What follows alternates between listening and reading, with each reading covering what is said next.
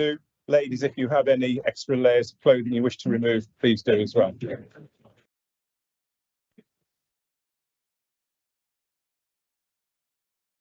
Members, before we start, I'd like to introduce to you someone who I think is known to perhaps most of you, and this is Reverend Ian Hayter. Reverend Ian Hayter is going to be my chaplain for the forthcoming year, and he's going to say prayers in just a moment. So if you're standing, you can stand, please do, and he will commence his prayers. Thank you very much. We offer to you, O Lord, the troubles of this day. We lay down our burdens at your feet. Forgive our sins and give us your peace. Words from Psalm 117.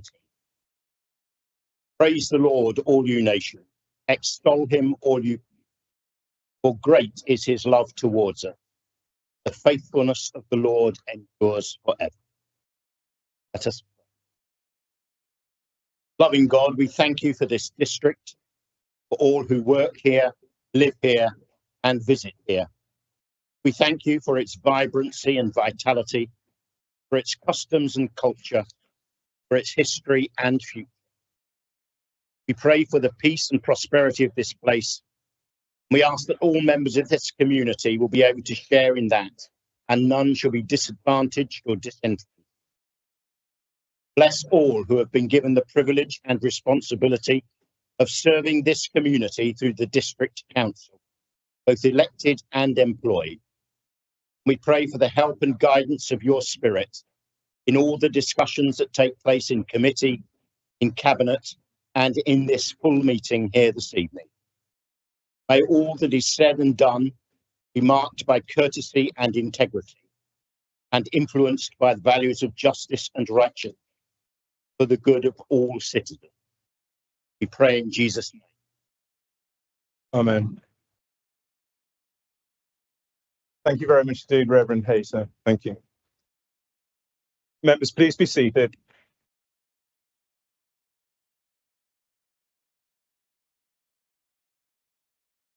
So I'll start off with agenda item 1. Can we please have any apologies for absence? Thank you, Chair. Apologies have been received from councillors Coe, Cross and Home. Thank you very much. Agenda item 2, members, is declarations of interest. Do we have any declarations of interest, please? Thank you very much. So I'll have one, the Chief Executive, Simon Fletcher, please. Thank you, Chair.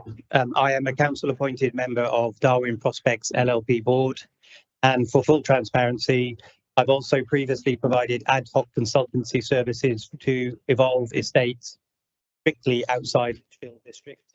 This arrangement has ended, and I have no current financial or contractual investment in Evolve Estates or any associated companies. Thank you, Chair.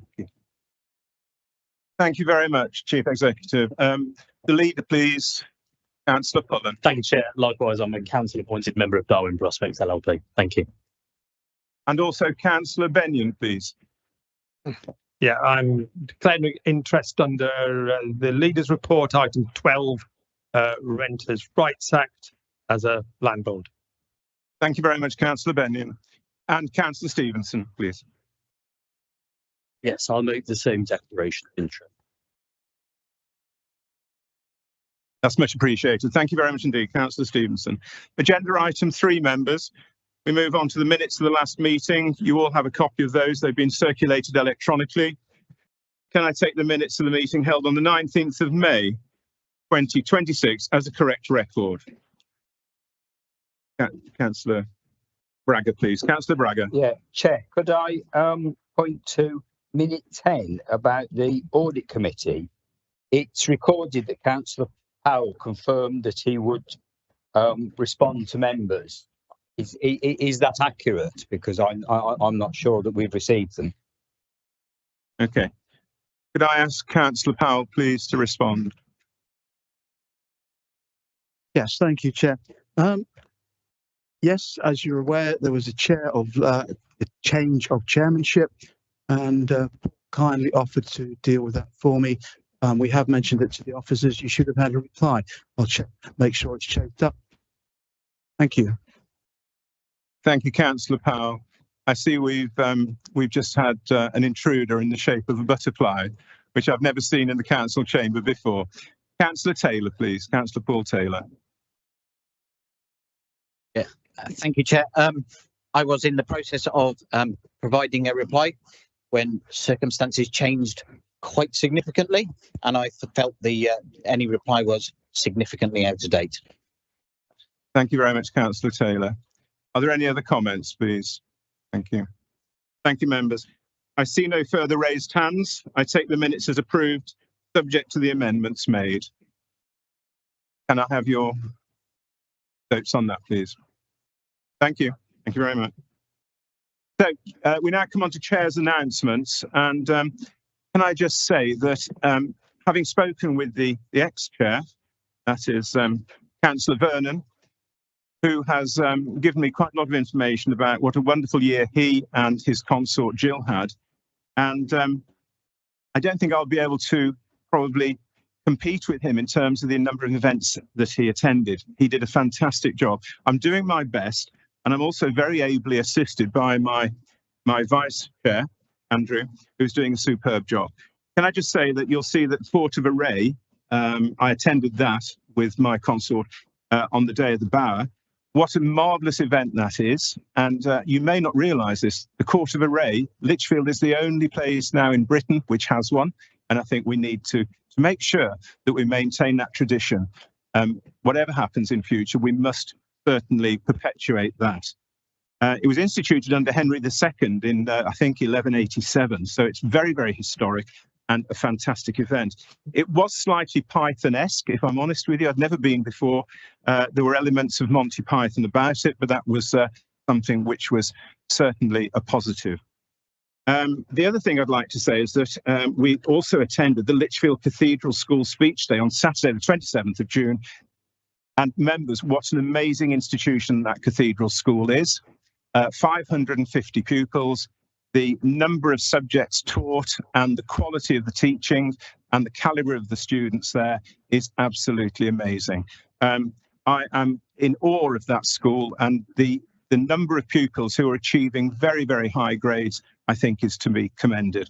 We should be very, very proud to have such a lovely school within the walls of Lichfield City. I talk about the walls of Lichfield City metaphorically. For anybody who thinks they're still there, I don't think they are. And can I just say as well that the civic service, the Cathedral Civic Service, which I'm hoping to arrange, we are in the process of doing that. At the moment, the date we have provisionally is the 22nd of November. We are just waiting for confirmation from the cathedral. And also, can I just say that at the speech day, I bumped into two ladies from Limburg in Germany. You may realise that Limburg is actually one of our twin cities. And I think we should certainly realise that this twinning that we have with Limburg and also Saint Foy Lyon is very valuable. And I think it certainly helps to maintain the Entente Cordiale. I'm not sure what the German is for Entente Cordiale, but anyway, there we go. I think that's probably my announcements for now, but can I just say that it's a great privilege to be representing Lichfield District at all these events, of which there are very many, and we are very, very proud to be privileged to be there. Thank you. Right, moving on for the next item, we've got agenda item 5, which is report of the Leader of the Council on Cabinet decisions and Cabinet member decisions as well. Councillor Pullen, please. Thank you, Chair. So these are the decisions from Cabinet on the 2nd of June and then subsequent Cabinet member decisions. So number 1, food waste fleet maintenance. Number 2, community asset transfers. Councillor Woodward, please. Thank you, Chair. In relation to 2.2 and the additional £100,000 that the council proposed putting forward to the Garrick for maintenance issues, I'm conscious of the fact that there are lots of leases of properties owned by Lichfield District Council, which are usually on a repair and maintenance basis, but not always. Not long ago, we committed £500,000 to the Friary Outer Car Park for maintenance issues that hadn't been picked up during regular inspections. And apart from that, I'm very much aware that other buildings such as the St Matthew's Cricket Club Pavilion, Redwood Park, Burntwood Leisure Centre has latterly had some maintenance work done which cost a lot of money. What's happening in terms of inspections? Is there a schedule of inspections for LDC-owned assets? It's important that repair and maintenance leases are checked regularly so that those repairs and maintenance are undertaken by the tenants. But is there such a thing as a schedule of maintenance inspections? Thanks, Chair. Thank you, Councillor Woodward. Councillor Pullen, please. Thank you, Chair, and thank you, Councillor Wood, for your question. I think the honest and frank answer is not as good as they should be. I think it's in a far better position now than it certainly was in 2019 when we became leader. I remember in 2019, I don't think we even had a list of the properties that we actually owned as landlord. It is a substantially better position now. We've got a superb team working on that. It is still not exactly where we'd like it to be. It's certainly a lot better than where it was a few years ago.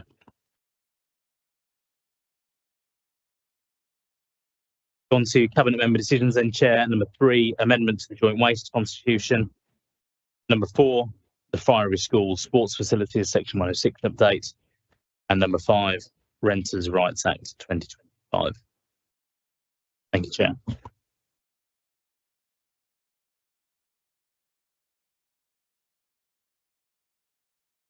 Thank you, Chair. Councillor Fuller always caught me off guard because he's using the old version, not the updated one. Whereas last time I was using the old version rather than the updated one. Anyway, Renters' Rights Act. I just want to commend the council for embracing this marvellous new law brought in by our wonderful Labour government to give renters protection in private sector properties particularly, and make sure they get a decent home and that home is safe and secure for them for a longer time than it has been for many years. Lovely bit of propaganda, Councillor Ball. Thank you so much. And it's wonderful to see our MP here as well, who no doubt will very much enjoy that. I would say that the proof will be in the pudding of the Renters' Rights Act. And if it delivers what it says it does on the tin, then fantastic.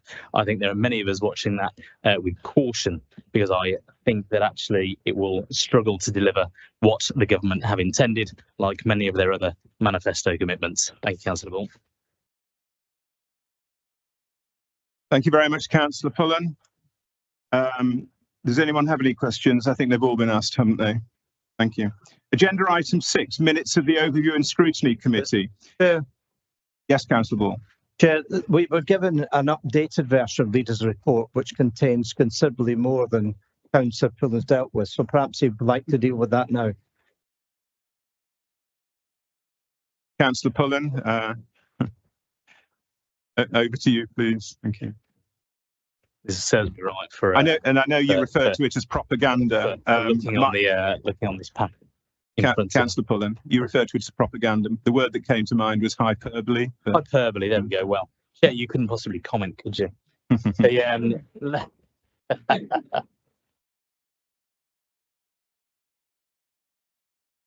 Right. Let's go to. Sorry, my apologies, Councillor Paul.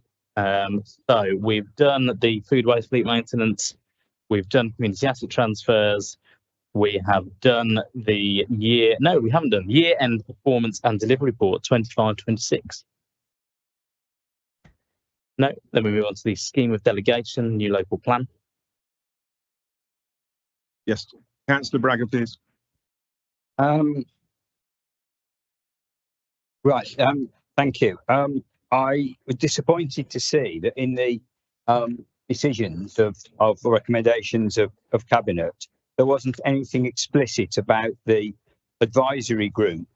That I do understand that in the Cabinet papers, it's delegated to Councillor Farrell and it's in a list of things that he can do.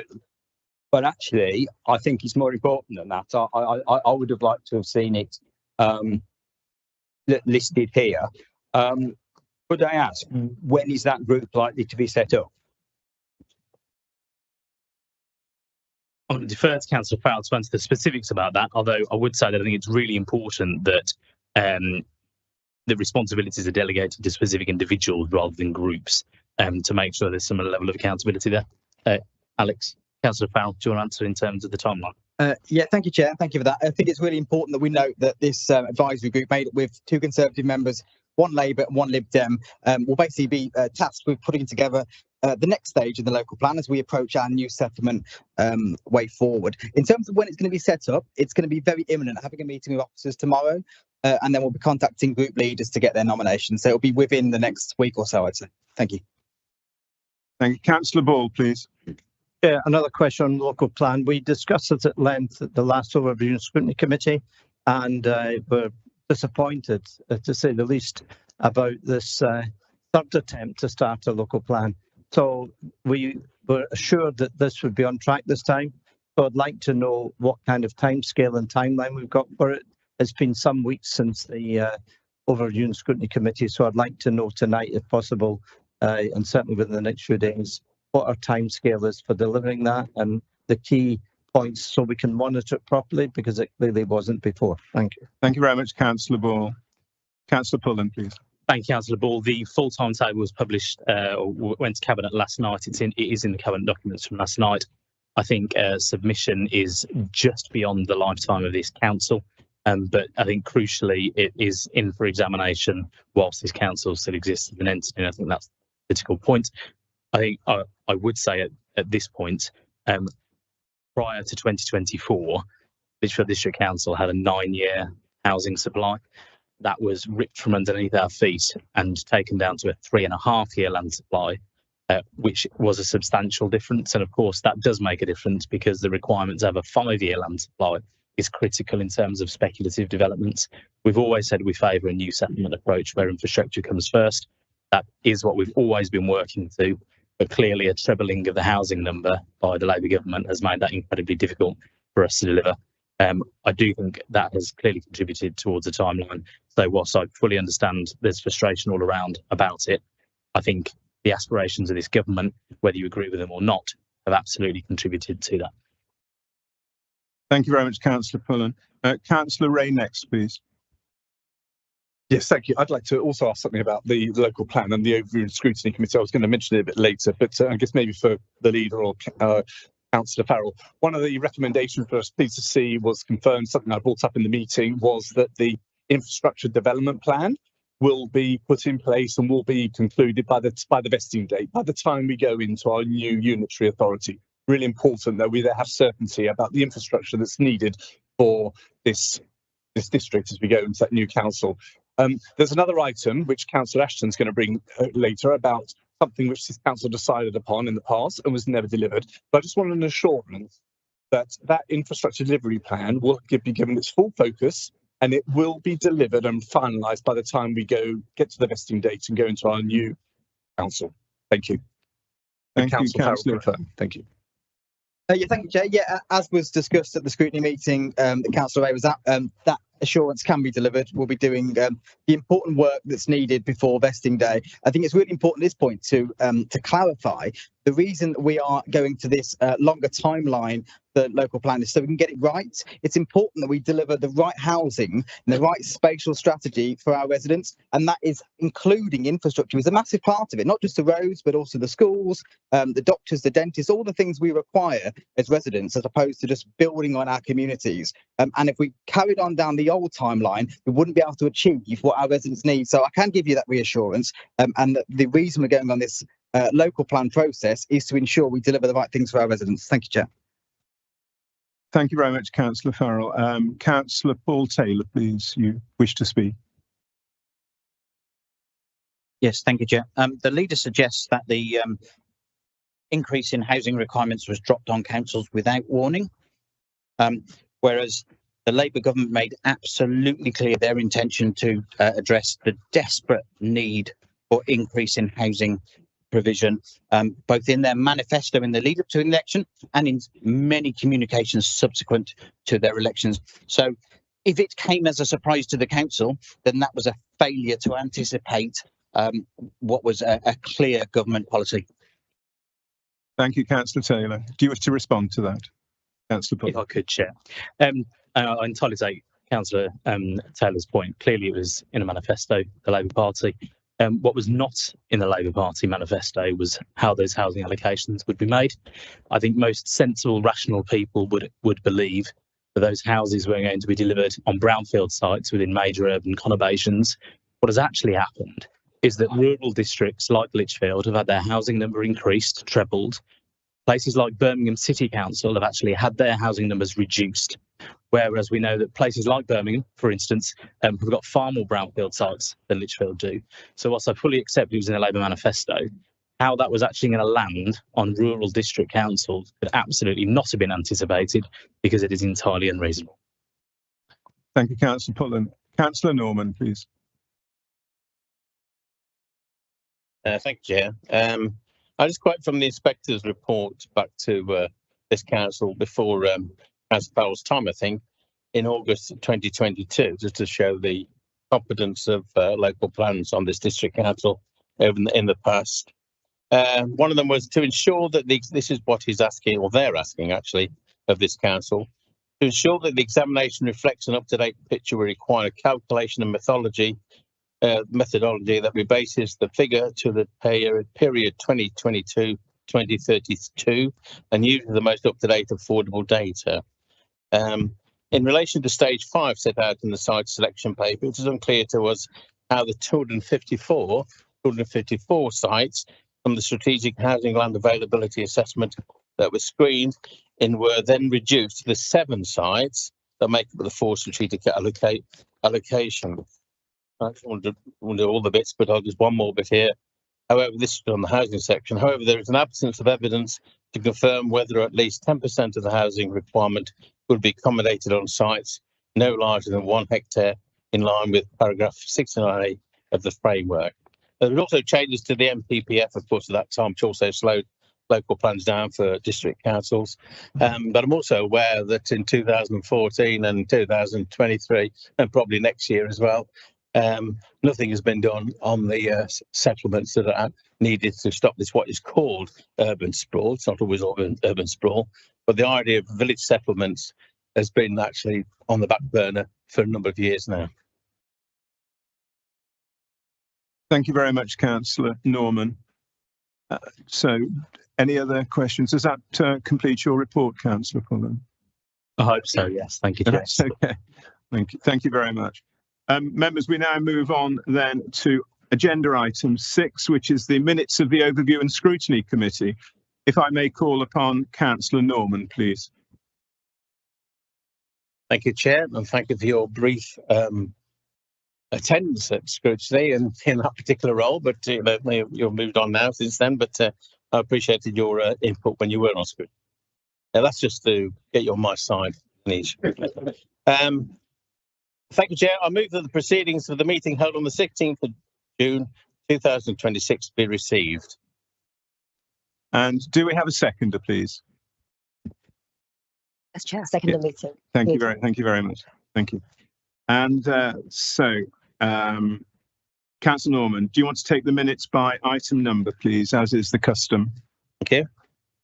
Present, hasn't got a number, but present is on the top there, and draw attention to the substitutes on the next item, which is item 1. Apologies for absence.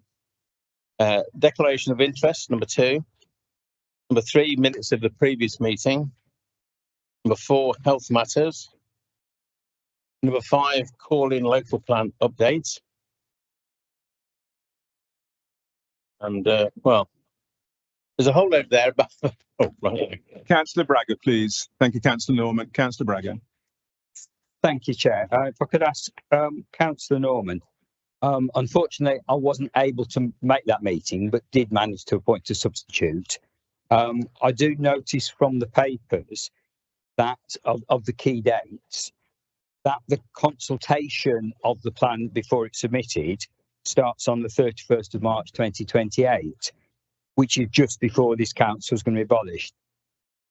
Did you and the committee get answers from the officers about how the abolition of the council will affect the eventual submission of this plan?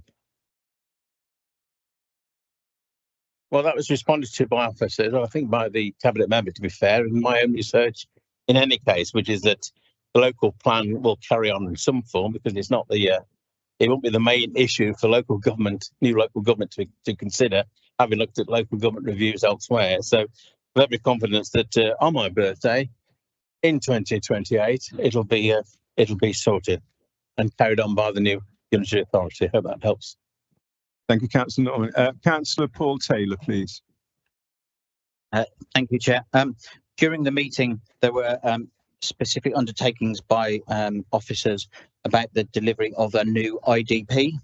The infrastructure delivery plan is a document that sits alongside the local plan that sets out how we intend or how we would like delivery of doctors' surgeries, schools, roads, cultural assets and historical assets.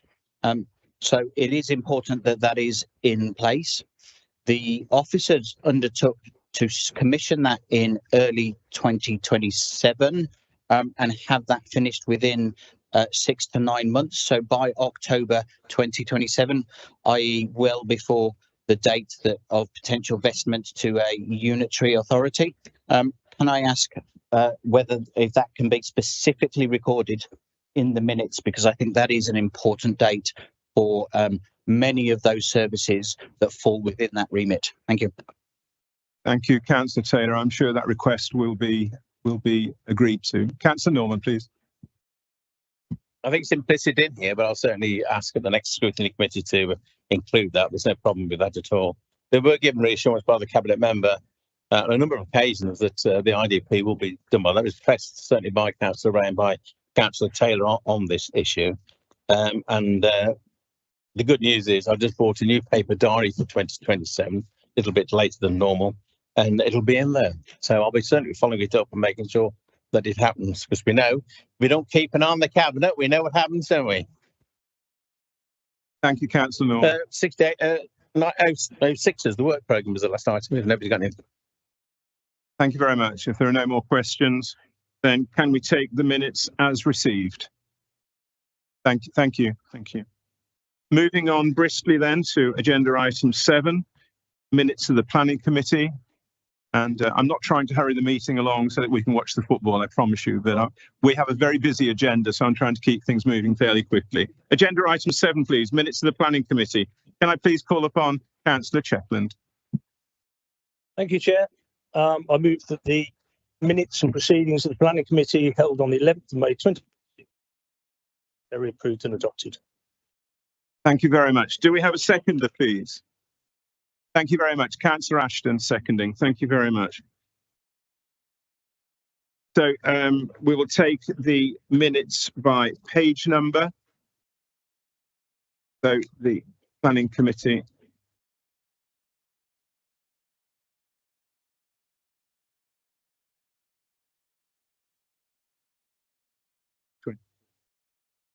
Oh, it is. Sorry. Beg your pardon. I turned 2 pages over and wondered where page 23 had disappeared to. 36 apologies for absence. 37 declarations of interest, minutes of previous meeting, 39 planning applications, exclusion of public and press, 41 is committee appeal update. So that's page 23. There is only 1 page to the planning committee. And can we take the minutes as received and adopted, please, members? Thank you very much. Thank you. So we now move on to agenda item 8, which is minutes of the Regulatory and Licensing Committee. And can I please call upon Councillor Yates, please? Thank you, Chair. Before I move the proceedings, I'd just like to point out that Councillor Salter was present at that meeting, but his name's not on the minutes. Thank you. I move it now. I move that the proceedings of the Regulatory and Licensing Committee held on the 11th of June 2026 be received and, where necessary, approved and adopted. Councillor Evans, please. Just as Councillor Yates has just said about Councillor Salter, we also need names to be added as present, and that's Councillor Woodward, Councillor Coe and myself, please. And while I'm standing, I will second the point. Thank you very much indeed. That's a very efficient use of time, if I may say so, Councillor Evans. So, Mr. Hooper, we've got that recorded, have we? So that amendment will be recorded. Thank you very much. And we now have Councillor Leung, I think. Okay. Also, Councillor Leong, please. if can add my name, thank you. Oh, your name needs to be added as well. Okay, thank you. Councillor. Yeah, thank you very much. Thank you. Yeah. Councillor Henshaw, please. And my name too.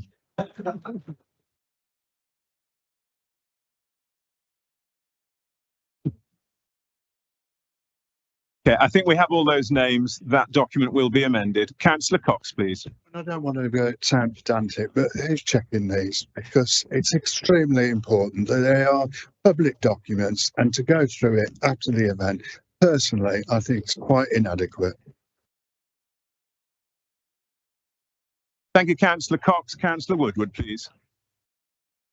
Just on a point of information for Councillor Cox, I think the chair of the committee is asked to approve the minutes before they're published. So can I ask that Councillor Yates is a bit more conscientious next time in checking the attendance of his meeting? Councillor Woodward, thank you very much. And I did note that Councillor Yates did nod at that point, and I think that was his way of suggesting that he will. Thank you. Thank you. Unless you want to speak, Councillor Yates. No, okay. Thank you. Any other questions, please? Anybody I've missed? Yes, Councillor Salter, please. Thank you, Chair. Yes, just a point on the need for accuracy on that it does, of course, reflect in our attendance records on the website, and some people do look at that. Thank you. Yeah, thank you very much, Councillor Salter. Right. So, can I take those minutes by item number, please? So that's apologies for absence, declarations of interest, minutes of the previous meeting, update on enforcement activity since the last committee meeting. We then have on item 5 is Food Safety Service Delivery Plan 25 to 26. 6 is Food Safety Service Delivery Plan 26 to 27. And 7 is the work programme. So can I take those minutes as received and adopted, members, please?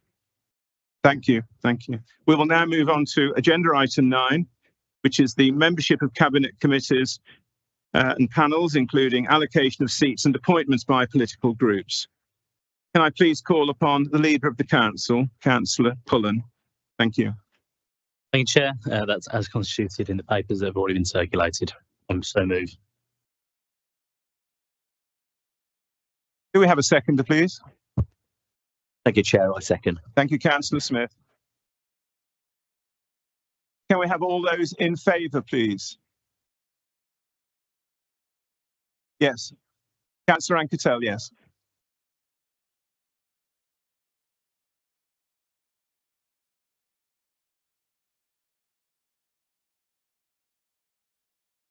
I didn't quite hear what he said.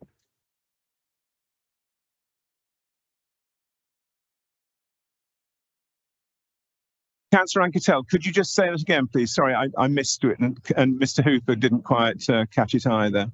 Just put your microphone on, please. Right. I'm referring to item 9 on page 29. Is that what you're looking at? Okay. There's the constitution of committees and panels. On full council, there are no mentions of Reform or Green councillors. And on planning, similarly. Thank you very much indeed. Yes, your point is well made. Thank you. I'm going to ask Councillor Pullen just to respond to that, please. Thank you, Chair, and thank you, Councillor Anketel, for highlighting that issue. The issue is on page 29 that only relates to political groupings. So Greens and Reform don't have political groupings at Lichfield District Council because they're single member parties that are represented. What you will see is that leaves a number of seats which are vacant due to political balance. And you'll see when you actually get into the detail, which was circulated earlier on today, that between Independents, Reform and Greens, there are seats on various committees which have been attributed to those non-grouped members. So whilst there aren't specific political groupings listed on 29, they do sit on committee. Hope that answers the question. Thank you. Thank you, Councillor Pullen. Could you turn your microphone off, please, Councillor Anketel? But thank you for making that point. I think the operative word there is group, isn't it? Would seem to be. Thank you. Right, so Could we have those in favour, please? If you can just show again, please.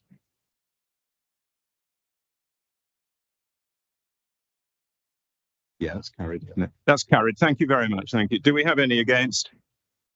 And no abstentions, or do we have abstentions? Thank you. Oh, we have one abstention. Thank you. Thank you, Councillor Norman.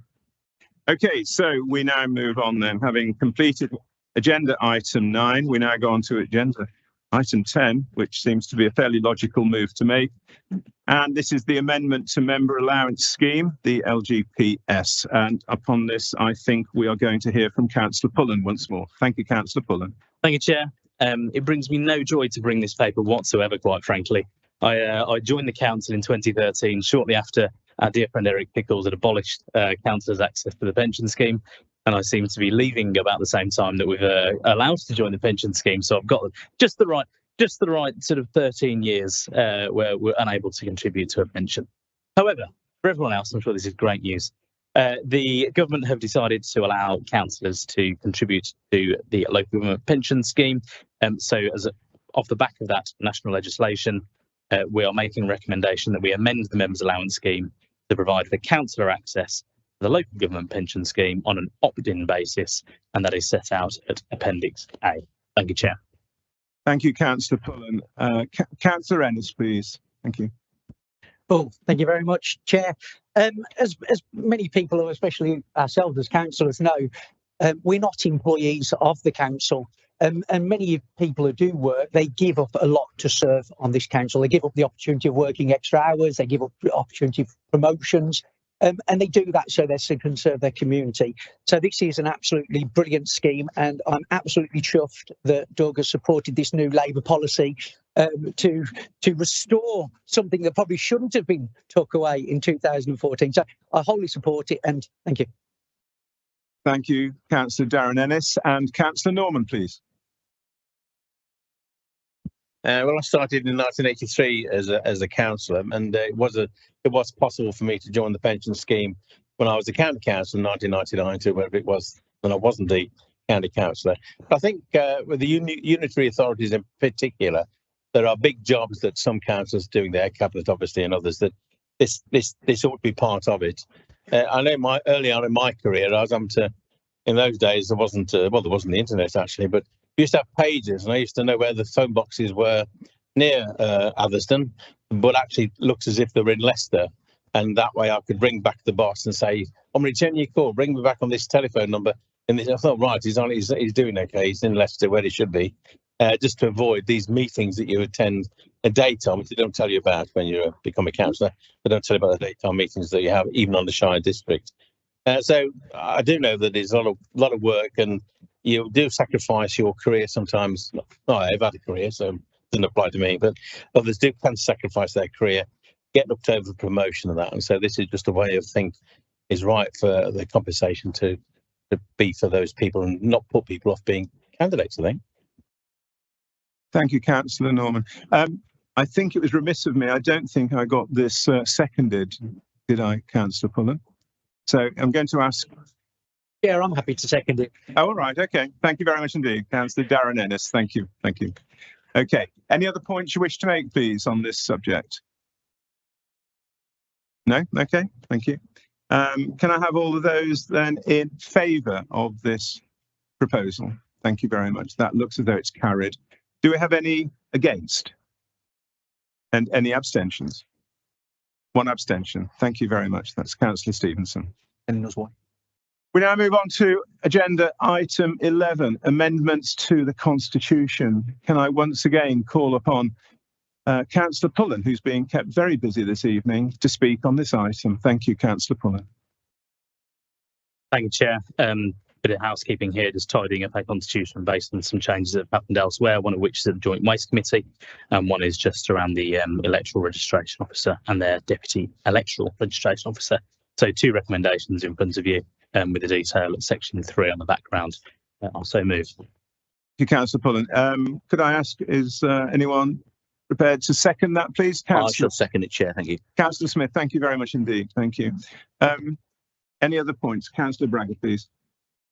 Thank you, Chair. while I have no problem with the two recommendations here, I am going to point out what I have every year since I've been elected, that we were promised a review of the planning call-in process. Those of us from Stowe Ward, when we were newly elected, had some very upset residents because the previous councillor had called in the decision, and we were told that fell and there was no way of being called in. We were told, yes, that would be looked at. Every year we have various updates to the Constitution, but that hasn't been considered, as far as I understand. And yes, we might all be leaving this council before it's considered at this rate. I would ask that is now considered. Thank you very much, Councillor Braga. Councillor Pullen, you're aware of that, so will that be looked at, please? If I'm honest, I thought we'd already looked at it, but I'll find out and get back to you. Thank you very much. Thank you. Thank you. Any other speakers, please, on this?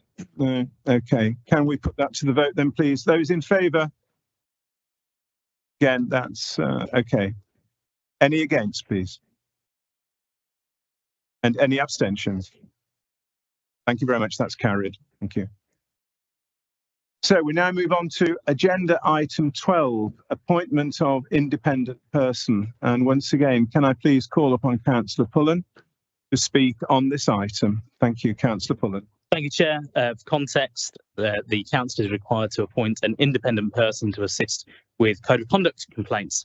Code of conduct complaints are fairly rare, unless you're at Staffordshire County Council, in which they're slightly busier. However, we're very pleased that at Lichfield District Council, they're not that frequent. We are recommending that we reappoint Mr. Jonathan Jardine, who many of you will already know from working with him. The proposal, or the recommendation rather, is that we reappoint him as the independent person for a further term of 3 years, or until the vesting day of the new unitary authority, whichever is soon. Thank you, Chair. Thank you, Councillor Pullen. Is this proposal seconded, please? Councillor Salter, I think. Yes, thank you, Chair. Having been previous chair of member standards and chaired various subcommittees, I'm very well aware of Jonathan's ability, professionalism, etc., and I'm very happy to second the proposal. Thank you very much indeed, Councillor Salter. Councillor Woodward. As chair of the Standards Committee, I was going to second that, but can I just endorse the recommendation? We've had a meeting recently of the assessment subcommittee, and I found Mr. Jardine's contribution very, very helpful. Thank you. Yes, thank you, Councillor Woodward. I think that sentiment is probably echoed by quite a few people as well. Thank you. Thank you. So if we can ask for those in favour, please. That seems to be a very popular move. Any against? And any abstentions? Thank you very much indeed. Thank you. That's carried. We now move on to the next item, which is agenda item 13, motions on notice. I understand that 3 motions have been submitted, the first by Councillor Holland and the remaining 2 by Councillor Ashton. Motion 1. Councillor Holland, would you like to submit your motion, please? Thank you, Chair. I move the motion standing in my name, seconded by Councillor Stevenson. This is not an anti-development motion. It's a pro-infrastructure motion addressing a systemic failure in the Fradley, Street Hay and Alderwest corridor.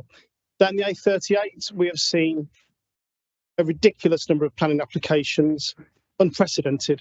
In actual fact, there are currently just under 3,000 new homes already in the planning process. And nowhere along that corridor is a GP surgery within any of the new settlements.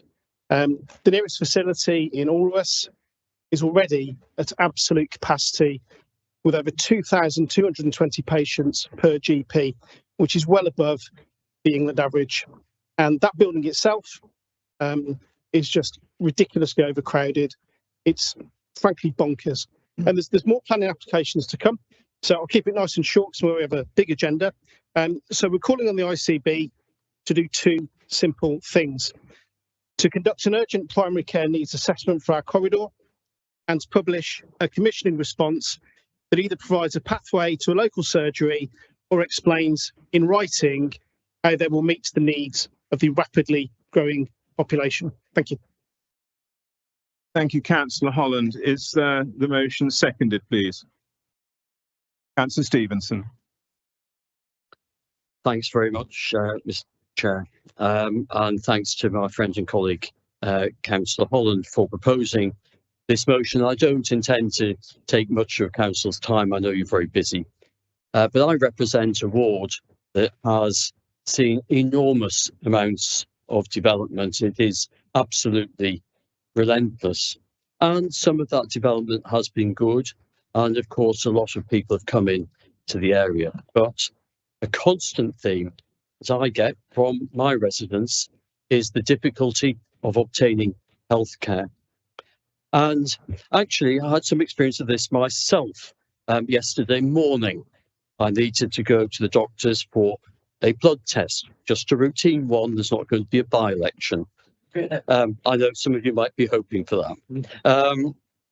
It's a lovely, modern, clean building inside with wonderful, friendly, helpful staff. And I have to be very grateful to them. As some of you might know, this time last year, I was in intensive care in hospital and almost died. So I'm very grateful to be here and for the health service. However, even at 8:15 in the morning, there was nowhere to park a car. I had to park several streets away. I'm actually very fit and healthy. It wasn't a problem to me. I can actually walk, which is what I did. It did make me a little bit late for my appointment, and they were very good about that. I still have my blood test. But I do wonder how people who are disabled manage to get to see a doctor in Alderwas, where the parking, and I'm sure my ward colleague, Councillor Clavely, will agree, is terrible. It's no fault of the GP service there, but it is a tiny GP surgery. There's between 1,811 houses actually in the pipeline directly, and it's mounting up to 3,000, as Councillor Holland has just said. Yesterday afternoon, I attended our drop-in at the Royal British Legion, where a lot of our senior citizens gather and torment their district councillors with very difficult questions. But the second question I was asked was, what is going to be done about healthcare provision in Alderwas and Fradley? I know it's difficult. I know that it relates quite often to the GP service, but this is a pressing matter for us. We are told that we have to have sustainable development, but the word sustainable should actually just mean that. And I do not believe a community devoid of healthcare is sustainable. So I would, although I know you have no power in this matter, I would ask you to show some empathy for the people in my ward and support the motion. Thank you very much, Councillor Stevenson. I have three speakers, the first of whom is Councillor Farrell, please. Thank you, Chair. And may I put it on record my thanks to Councillor Stevenson as his election agent last year for not dying and countermanding the election. I really appreciate that. Thank you. In terms of this actual motion, I fully support it, Chair, wholeheartedly. I think we talk about infrastructure a lot in this district. And when we talk about infrastructure, there's lots of those tangible things that we can actually, as a council, make a change to, improve. But unfortunately, healthcare isn't one of them. And one of the only benefits I can see to local government reorganisation, which hopefully we'll find out about very soon, is that hopefully a unitary council can make those improvements needed on infrastructure when it comes to roads, when it comes to schools. But again, when it comes to healthcare, often councils come up against a brick wall, because we can ask the NHS for GP surgery, we can ask for a smaller hospital, but ultimately they say no. So I think it's really important that we look after the good residents of Alderwas, Fradley and Street Hay. Have been very patient with us as a council, as we've done a lot of building there, and unfortunately, probably more to come as well. So yeah, I wholeheartedly support this, and hopefully as a council we can put some pressure on the NHS, Staffordshire and Stoke-on-Trent Integrated Care Board to really make an effort to help us here. Thank you. Councillor Farrell, thank you very much indeed. We now come on to Councillor Benyon, please. Yes, I mean, I also fully support this motion. It's obvious there's been quite a lot of development in the area between, well, not just in Alderwas and Bradley, but even all the way from Burton through to Lichfield. So certainly my constituents in Meath Valley. A number of them use the services that are in Oribus, and as it's been pointed out, they're strained, and I think further provision is needed. I think this is the sort of these are the sort of questions we need to ask. I think more broadly as well as and now where we are with the plan. Maybe we should have started thinking about asking these questions a year or so ago, but we are where we are, and I think this is the right sort of question to ask, particularly with the likelihood of further development in that corridor. And certainly my constituents, particularly in Eddingale, would definitely support the motion. Very many thanks, Councillor Benyon. I now move on to Councillor Bragger, please.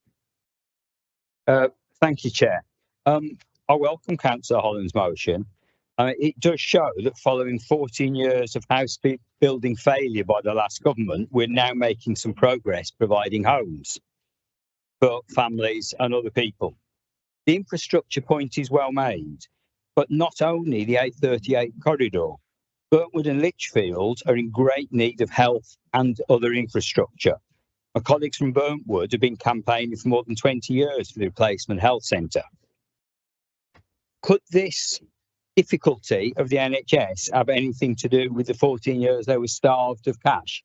Hopefully, things are moving forward now, and yes, we do support the local plan that infrastructure comes with housing. Thank you very much, Councillor Bragger. I think Councillor Cox and then Councillor Paul Taylor, please. Councillor Cox, please. Thank you, Chairman. I fully support the motion, but I'm hoping that it's a springboard for the council to really address the problem in hand. And if we are going to go different areas of the district, and I don't think it's got anything to do with the 14 years of Conservative government, but certainly the situation that has arisen on the power station sites is that we have actually nearly 2,300 houses to be developed on that site, with about 1,800 of which will be under the Lichfield district. Now, maybe that will actually become the unitary authority of whichever way it looks. What we do know is, and when I was on the county council at the time as and also on the health and care overview and scrutiny, this very subject was always a topic, how to progress it. And what we discovered, Chair, was that it's not necessarily the ICB that we have a problem with. It's actually the doctors who we have a problem with. In owning over nearly 75% of doctors' surgeries are not in the ICB land supply of property. They are owned by the doctors. Now, one of the things that came out of it was the doctors said to the ICB, no, we don't want a new surgery at the power station site to service 2,300 houses. We'll manage it with extensions, but nothing ever comes of those extensions. So that's where we're at. No surgery will be provided on this day after the developers were putting it in the outlining planning up. And as it will progress, I suspect we will have the same problems that Fradley are referring to. So I welcome the motion, but I also urge that this is a springboard for us as an authority in our timetable to actually push where this particular subject, because it matters elsewhere. And I'm very absolutely would like that to be considered at some point. Thank you, Chair. Thank you very much, Councillor Cox. Councillor Paul Taylor, please. And then Councillor Norman, and then... Thank you, Chair. When I was asked to sub for one of my colleagues on ONS a few weeks ago, I did a lot of research into the local plan. I learned a lot about the infrastructure delivery plan, which had previously been an unknown document to me. As I said earlier, the IDP sets out a plan for, amongst other things, roads, healthcare and doctors' surgeries. Councillor Farrell said we have no influence on how these are delivered. However, as the Cabinet member with responsibility for the local plan and IDP, he should be aware that through the IDP, we do have some influence.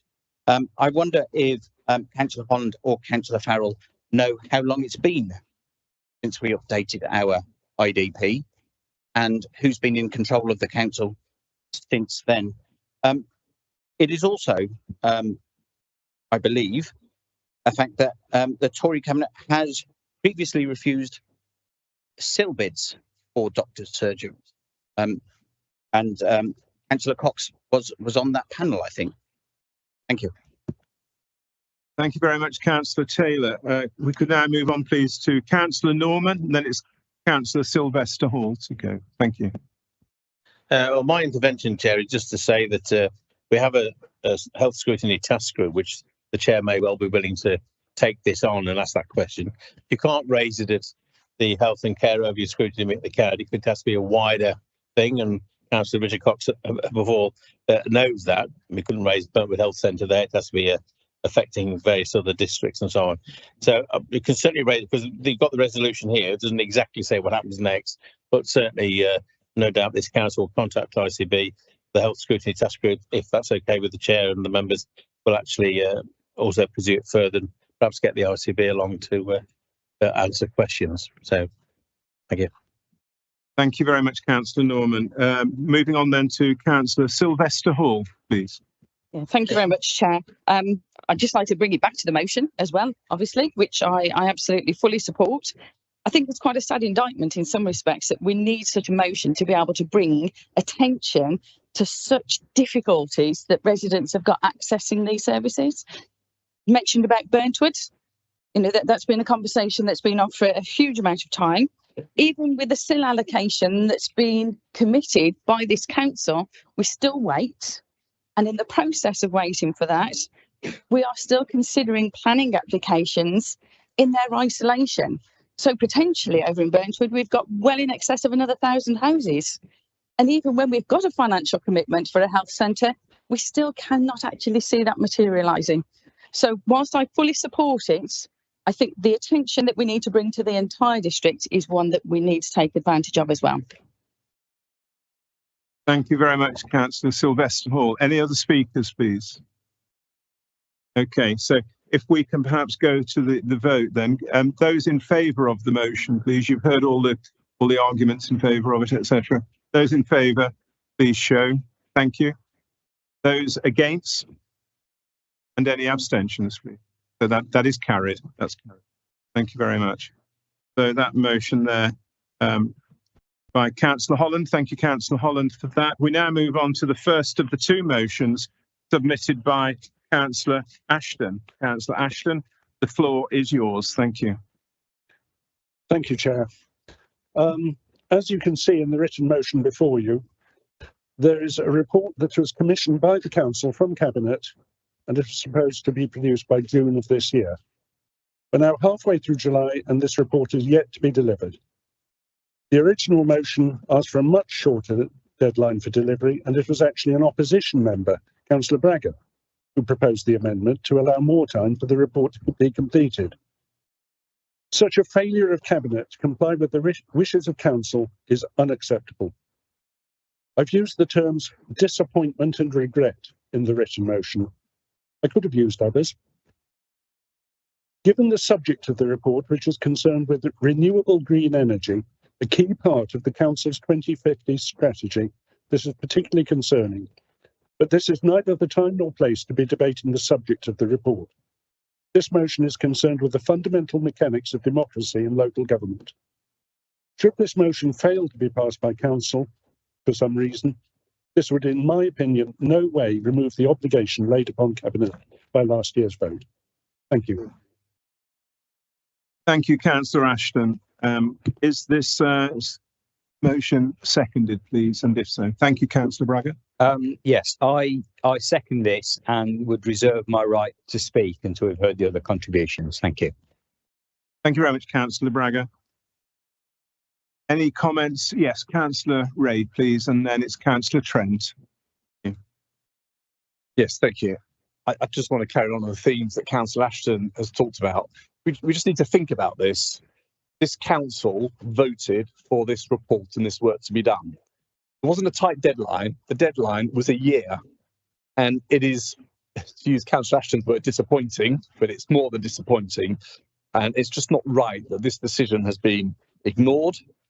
And that's just not acceptable. So we need to vote for this, and we need to get this report prepared as a matter of urgency. Thank you very much, Councillor Trent now, please.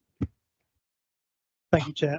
I just wanted to add my support to the motion and to underline the importance of all motions passed by this council being swiftly acted upon. I know that priorities of Cabinet and of officers, there are lots of demands on officers' time, perhaps now more than ever. But if a motion passed by this council doesn't have the practical effect which was intended, I think we'll all agree it defeats the whole object of the exercise.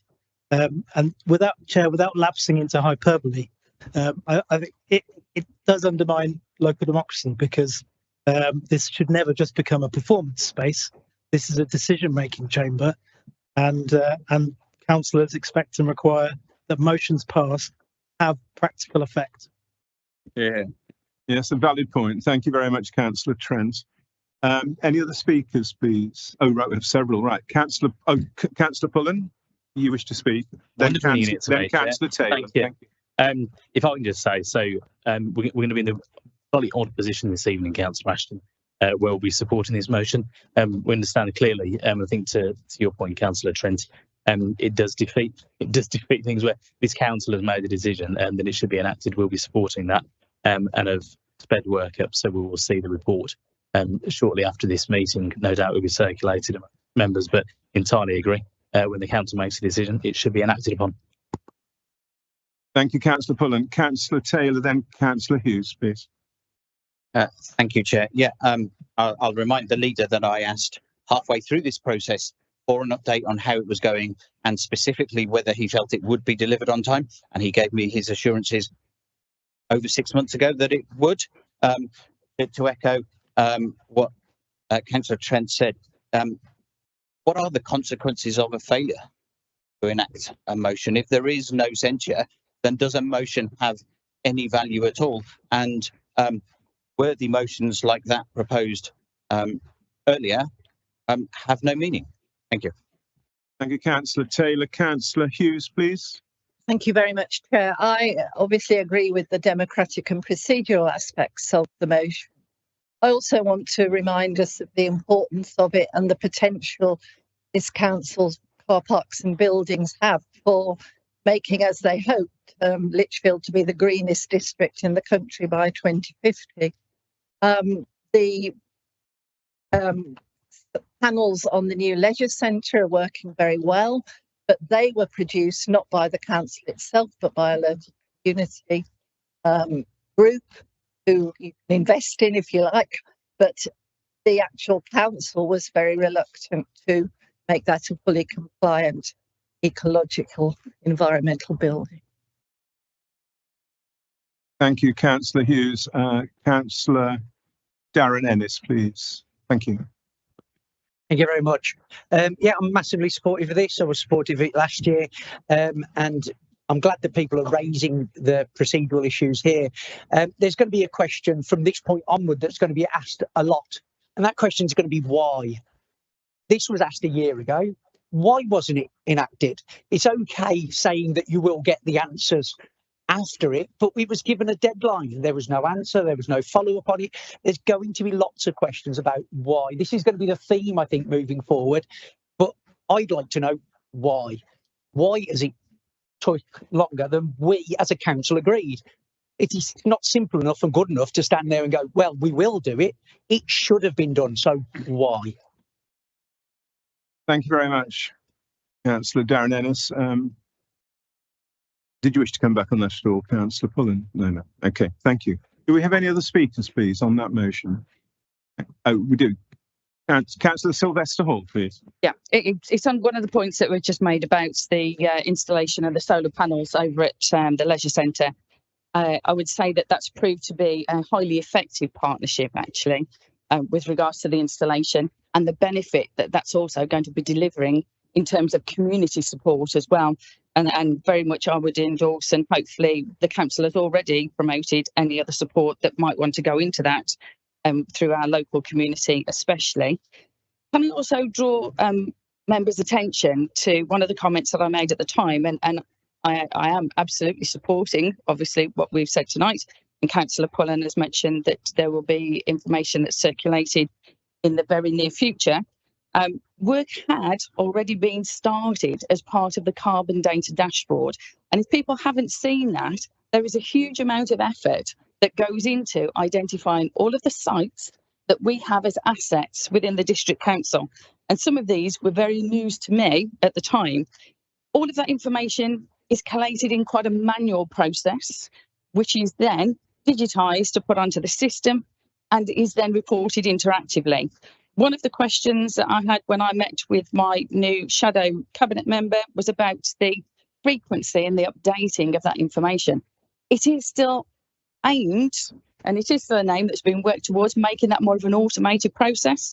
But I can inform the council that 2025's data is due to be ready by the end of this month and should be available in October online. But equally, we're still looking at making that a process of certainly speeding it up and less manual as far as that information. That gives us that overview of all of those assets, not just car parks, where a lot of the carbon is going and can form part of what comes next as well. Thank you. Thank you very much, Councillor Sylvester Hall. Councillor Woodward, please. Thanks, Chair. I just want to follow up on Councillor Darren Ennis's comment about why has this not been enacted? And can I ask, please, that when the Cabinet does commission a report on this particular issue, it includes some of the reasons why it has not been commissioned so far. This is starting to be a pattern. We're going to debate at length, I'm presuming, the additional cost for the cinema in Lichfield District. It seems that there are people in this authority, and particularly those running the authority, the Conservative administration, who are asleep at the wheel and not following through what the whole council wants to see happen. And so if the reasons why there's been such a delay could be given in that cabinet report, I think we'd all be grateful. Thank you. Thank you very much, Councillor Woodward. Any other comments, any other questions or points, please? Councillor Braga, please. Thank you. I can change quite a bit of what I was going to say. Obviously, I'm very pleased that the leader and his group are supporting this. And I do know that in the last 2 heat waves, our residents would have been very pleased on the Upper Lombard car park to be parked in the shade under panels while they were making money generating electricity. However, the issue, and Councillor Woodward has taken some of what I was going to say, it's quite concerning whether this council has enough officer capacity to do what they need to do.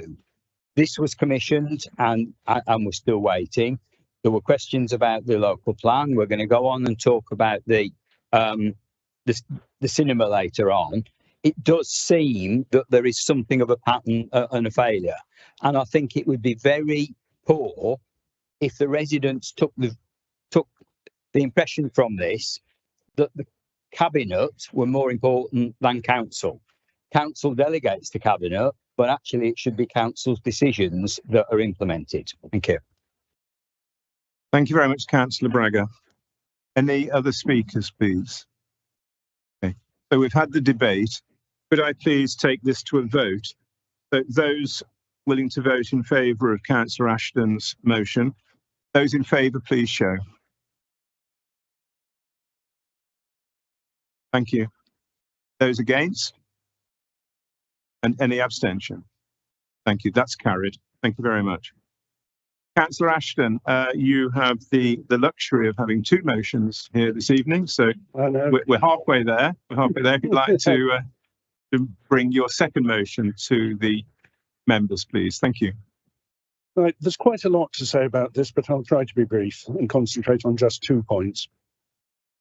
Staffordshire County Council will, in their own words, quote, no longer use taxpayer-funded resources, sites and communications channels to promote any particular group, cause or identity. That applies consistently to every group and every cause." Close quote. They decided to apply it to pride displays. Personally, I'm appalled by this decision.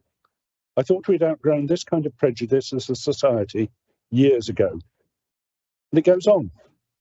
The refusal to promote any particular group might well be applied to Christmas events or displays. After all, Christmas, by its very name, is promoting a particular group, Christians. And of course, this applies to every other religious festival that is practiced here in our diverse communities around Staffordshire. Not to mention International Women's Day, a group comprising at least 50% of the county's population, or Remembrance Day commemorations, or Black History Month, to name but a few. Okay, now my second point. Councillor Murray, who is currently the holder of the revolving door post of leader, has said, quote, "Our new Staffordshire County Council Library Strategy 2026 to 2028 will focus on core services and will no longer use taxpayer-funded resources, sites and communications channels to promote any particular group, cause or identity." Close quote. I can find no reference to this strategy on the Staffordshire County Council site. My request to Councillor Murray for explanation of the strategy's legal status and my freedom of information request are so far unnoticed and unanswered. It would seem that this Reform UK Limited-led County Council has decided that its whims should become directives, without debate or oversight or scrutiny or approval. Let us condemn this action by the Reform UK members of the County Council and make it clear to them and to the county as a whole that Lichfield District stands for diversity and inclusivity. In the words that a fellow councillor once said to me, "We are better." Thank you. Thank you very much, Councillor Ashton.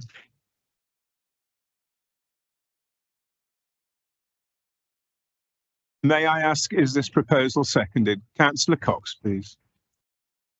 Thank you, Chair. I duly second the motion, and I reserve my right to speak towards the end. Thank you, Chair. Thank you very much, Councillor Cox. Do we have any speakers on this at all? Right, so Councillor Holland, and also Councillor Farrell. Councillor Holland first, Councillor Cross. Thank you. Thank you, Chair. I am a white heterosexual male. I don't consider myself to be privileged, but I do acknowledge that for people who are not the same as me, they might think that I am. There's no other word for it. I'm embarrassed as a Staffordshire County Councillor to be associated with the utter nonsense that is the banning of pride displays in libraries. For me, libraries are a place of learning. And I think if you try and shut things down so people aren't aware of them, that's not going to make the world a better place. And I think for all of us, it doesn't matter where you are on the political spectrum, we stand to represent our residents because we want to do our bit to make the world a better place. And we may not agree on how we do that, but shutting down certain groups and stopping them from displaying their things is just disgraceful. Thank you. Thank you very much, Councillor Holland. Councillor Farrell, please. Thank you, Chair. Yeah, completely in agreement with Councillor Ashton on this motion. It's very interesting, actually. I'm also a Staffordshire County Councillor and also embarrassed about this. So initially they sent out an email to say they're going to remove pride materials. That email was sent out internally to their members, that of course that leaked. Following up after that email, they then sent an email out saying that the whole council service was being suspended pending a review on the display policy. So effectively what they've done is they banned pride and then realised that's probably not a good look, and then realised they're going to do a policy to ban things that basically aren't library related. So that means that we can't have displays about the World Cup, we can't have displays about England's history, about the 250th anniversary of independence of America. All of those displays by their policy, because it's not council policy, will be taken down. A bit cart before the horse, I reckon. If you go on to change.org, there is a petition on there. It's got over 5,000 signatures, actually, which calls for the County Council to protect inclusion, visibility and representation. I'm very pleased that's got 5,000 signatures. I'm one of them, Chair, and then hopefully that will be debated at the county council. And very interestingly, I'll end on this one. Members will be pleased to know that this Thursday we have a county council meeting and Councillor Murray himself is moving a motion, and I'll read it out for everyone. This council believes that equality is properly understood as equal legal status and equal civic standing before the law, and seeks to stand on the following 5 principles. 1. Formal equality before the law. 2. Individual dignity and merit. 3. Proportionality, legal compliance and common sense. 4. Rejection of compelled conformity. And 5. Transparency and public trust. Now, I'm sure we'd all agree with those sentiments, Chair, but I don't think that their policy on libraries stands anywhere near that statement. And before I finish, I would just repeat point 4. The rejection of compelled conformity. The item, Chair, on Thursday, directly after that motion, is them telling us a new code of conduct in terms of how we should dress. Thank you, Chair. Thank you very much, Councillor Farrell. And next, please, is Councillor Ray, then Councillor Woodward, and then Councillor Booker. Thank you. Thank you, Chair, and thank you to Councillor Ashton for bringing this motion to the council. We need inclusion in our communities, and sadly, what we're discussing here, the issue with policy with libraries, is not the only example of Reform UK having policies which are creating exclusion and creating division amongst our community. Training for equality and diversity has been scrapped by the county council, and references being made to the previous leaders of the county council and the awful remarks and views they previously held.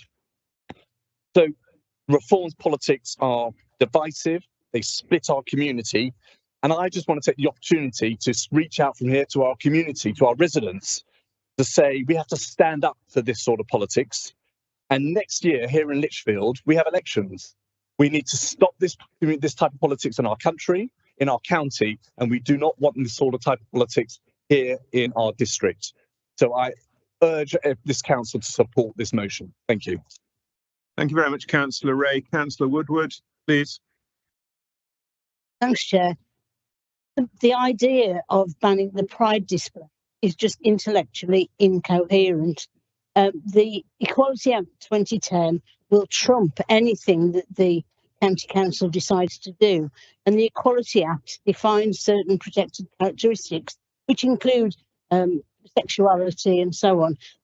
It also includes older people, race, disability, and so on.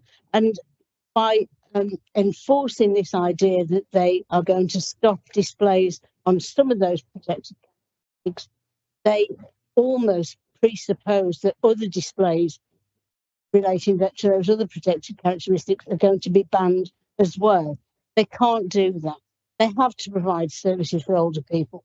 They have to provide services for special educational needs and disabled children.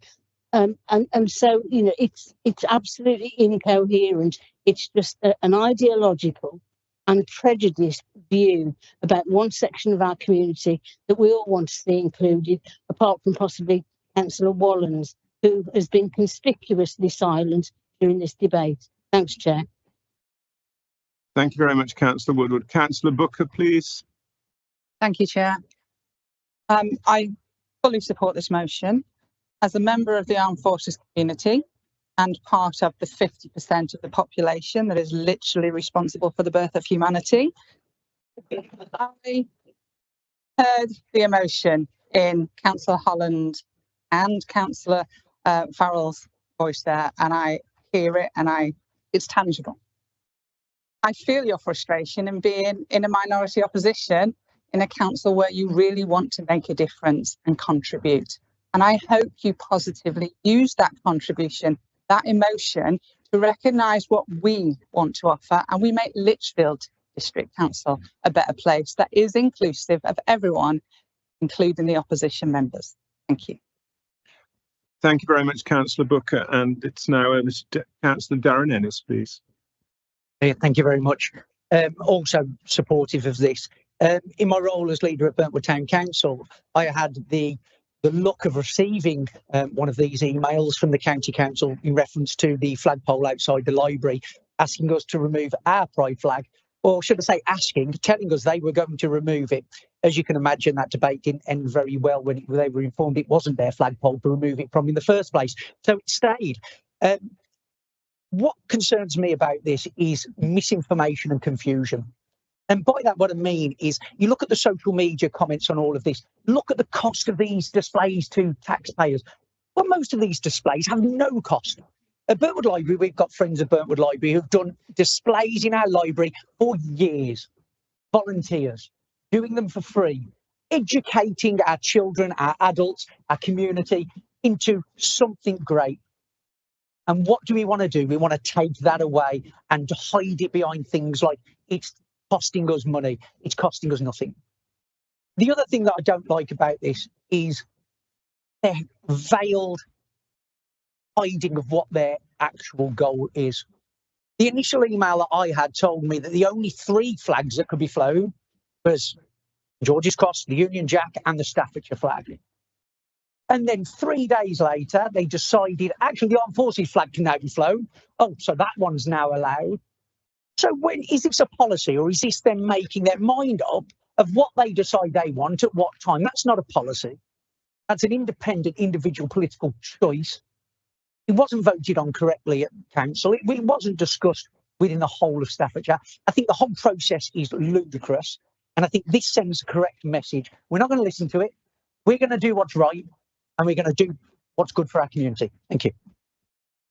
Thank you very much, Councillor Darren Ennis. Any other speaker? Yes, Councillor Sylvester Hall, please. Yeah, it's interesting to listen to the debate. My goodness me, I couldn't be more supportive of this one.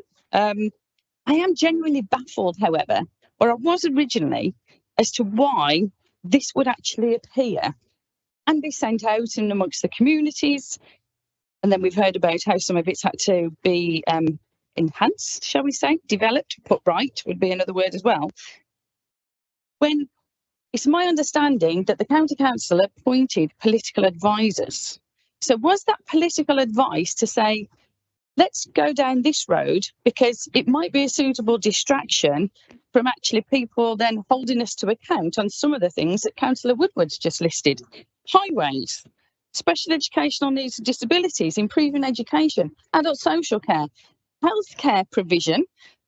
Can we also make sure we're talking about those things? So absolutely right, we need to put this right, but let's not let it distract us from those things that we should be holding the county council to account for that are certainly impacting us in every way as well. Thank you very much, Councillor Sylvester Hall. Any other speakers, please? Yes, indeed. Martin, yes, Councillor Martin Punyer, thank you. Oh, that's in the chamber. I'd be very interested to hear a justification for their policy. Okay, thank you very much. Thank you. That is something for the Reform member to, if he does not wish to speak, that's entirely fine. I think there is a request there. Yes, Councillor Wallens, thank you. Point of clarification, Chair. I didn't just, during the declarations of interest, I didn't declare the fact that I was a Reform UK County Councillor, so I wish not to speak on this motion. Thank you. Okay.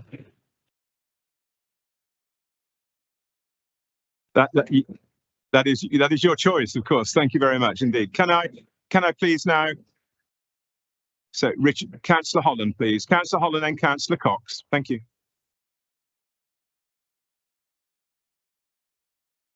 That's okay. Councillor Strachan. Thank you, Chairman. I'm glad to be mistaken for my far more able colleague standing to my right. I just remind members of this council of the adverse inference direction which we hear in criminal courts all the time, which is that the person who chose to remain silent had no explanation, or no explanation that he knew would bear scrutiny. This is a deplorable policy which has been roundly condemned by members of all parties in this chamber tonight. I look very much look forward to hearing the results of the debate after the petition is submitted to the County Council and seeing inclusion championed by public bodies across this country. I should be supporting the motion. Thank you, Councillor Strachan. Point of order, Chair, if you don't mind. Just want to remind members that their declarations of interest are public, and Councillor Wallens has declared that he's a Staffordshire County Councillor for Reform UK on the website, so wouldn't need to declare it at the beginning of the meeting. Thank you, Chair. Okay, thank you very much. Thank you. Right, so if there are no more speakers, can we? Oh, Councillor Cox, sorry, I beg your pardon. You had signified that you wish to speak. Thank you, Councillor Cox. Thank you, Chair. I did reserve my right. If we're not careful, this is a slippery slope to where we have experienced situations in this world in many countries. It's a beginning. If you don't kill it at the beginning, then we're going to have a fight that will see genocide. Now, that sounds awful, but this is where it all starts. Banning literature, banning information. It's where it all starts. And I have to be honest, and I won't say too much because I think my colleagues across the chamber have said everything that would support. But I wanted to emphasise the slippery slope that this is going to create, because it won't just be Staffordshire. It'll then go to Warwickshire, Oxfordshire, and the rest of them. We have to stand by the right. We represent a community that embraces equality, diversity, and inclusion. I'm cabinet responsibility for community. And let's not deny it, because that is what makes a good community. And we have an excellent community in this authority. And we should never deny it. And this is effectively denying, and what I would say, this is marginalising people in their lives. You should never marginalise any individual, because every individual has the right to be equal. And this, to me, stinks. And I use the word stinks because it's nothing worse than an awful, awful thing to even suggest. Remove literature from a place of learning. Now, that's not a school. That is our libraries. That's where research takes place to how things will develop. Now, of course, we have computers today, and most research that children and young adults and adults in their lifetime will be using that. But take it from probably nearly everybody that sits in this room, apart from the very younger ones. Where did we go to do our research, to get our O-levels, A-levels degrees? It's the library. And it gave us a wide reflection of how society could be run. Not just on the individual subject matter, but it's the principle that it must be upheld. We never deny where the learning can be accessed, because without learning, we will make some terrible, terrible decisions. So I'm not saying any more, because I think all my colleagues across the room have eloquently said something, but I just wanted to emphasise that slippery slope. And if we don't kill this now, then we're going to have a problem. Okay, that's my contribution. I formally second the motion. Thank you, Councillor Cox. Now, I think Councillor Braga, please. Yes, thank you, Chair. I just rise to call for a name vote on this. Thank you very much, Councillor Braga. As the Leader of the Opposition, this is your prerogative to do so. So, members, we should be having a named vote. And so, who will be doing this? So, Simon Fletcher, Chief Executive Simon Fletcher. Chair, could we know what the motion is? Well, the motion has already been explained, Councillor Patel, and it's what we've been discussing for the last 20 minutes. So, do you have a copy in front of you now? Do you have a copy? Yes, you do. Thank you. So you're fully aware of what the motion is. Thank you. So it's a named vote, members. So I now hand over to the Chief Executive, Mr. Simon Fletcher. Thank you. Thank you, Chair. Right, when I call your name, if I could ask you to indicate if you are for, against, or abstain from the motion, please. Councillor Anketel. Thank you. Councillor Ashton. Councillor Ball. Councillor Benavicius. Councillor Benyon, Councillor Booker, Councillor Braga, Councillor Checkland, Councillor Cleverly, Councillor Cox, thank you, Councillor D. Ennis, Councillor L. Ennis, Councillor Evans, Councillor Farrell, Councillor Galvin, Councillor Harvey Coggins, Councillor Henshaw, Councillor Hill, Councillor Holland, Councillor Hughes, Councillor Leung, Councillor Marshall, Councillor Mears, Councillor Norman, Councillor Powell, Councillor Pullen, Councillor Punya, Councillor Ray, Councillor Rushton, Councillor Salter, Councillor Sylvester Hall, Councillor A. Smith, Councillor J. Smith, Councillor Stevenson,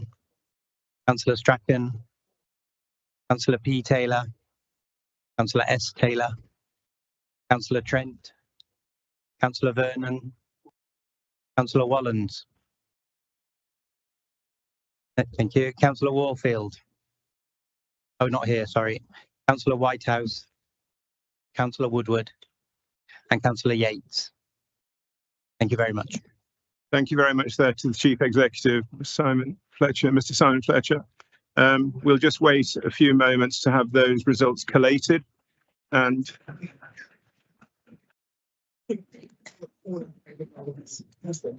that motion is carried. That motion is carried. Thank you. Thank you. If we now move on to item 14, which is questions, we now come to the questions submitted by members prior to the meeting. The answers have been circulated by email, as I'm sure you're all aware. The members who submitted questions are able to ask one supplementary question. Councillor Booker, please. Councillor Booker, please. Do you have a supplementary question? Thank you for the work done.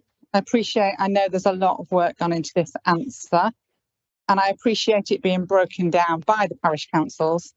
I've done the adding up, I've done the sum, and within the ward, whereas I represent, comes to approximately 29.4% of the income generated from those parish councils. I also note that since the last time I asked this question 3 years ago, we've seen spending in those areas, pretty much all of them. So thank you again. And I wonder what prompted you to spend the money 3 years ago. I'm not going to ask for another meeting because, quite frankly, I don't think it'll happen because I asked for it 3 years ago and it hasn't happened.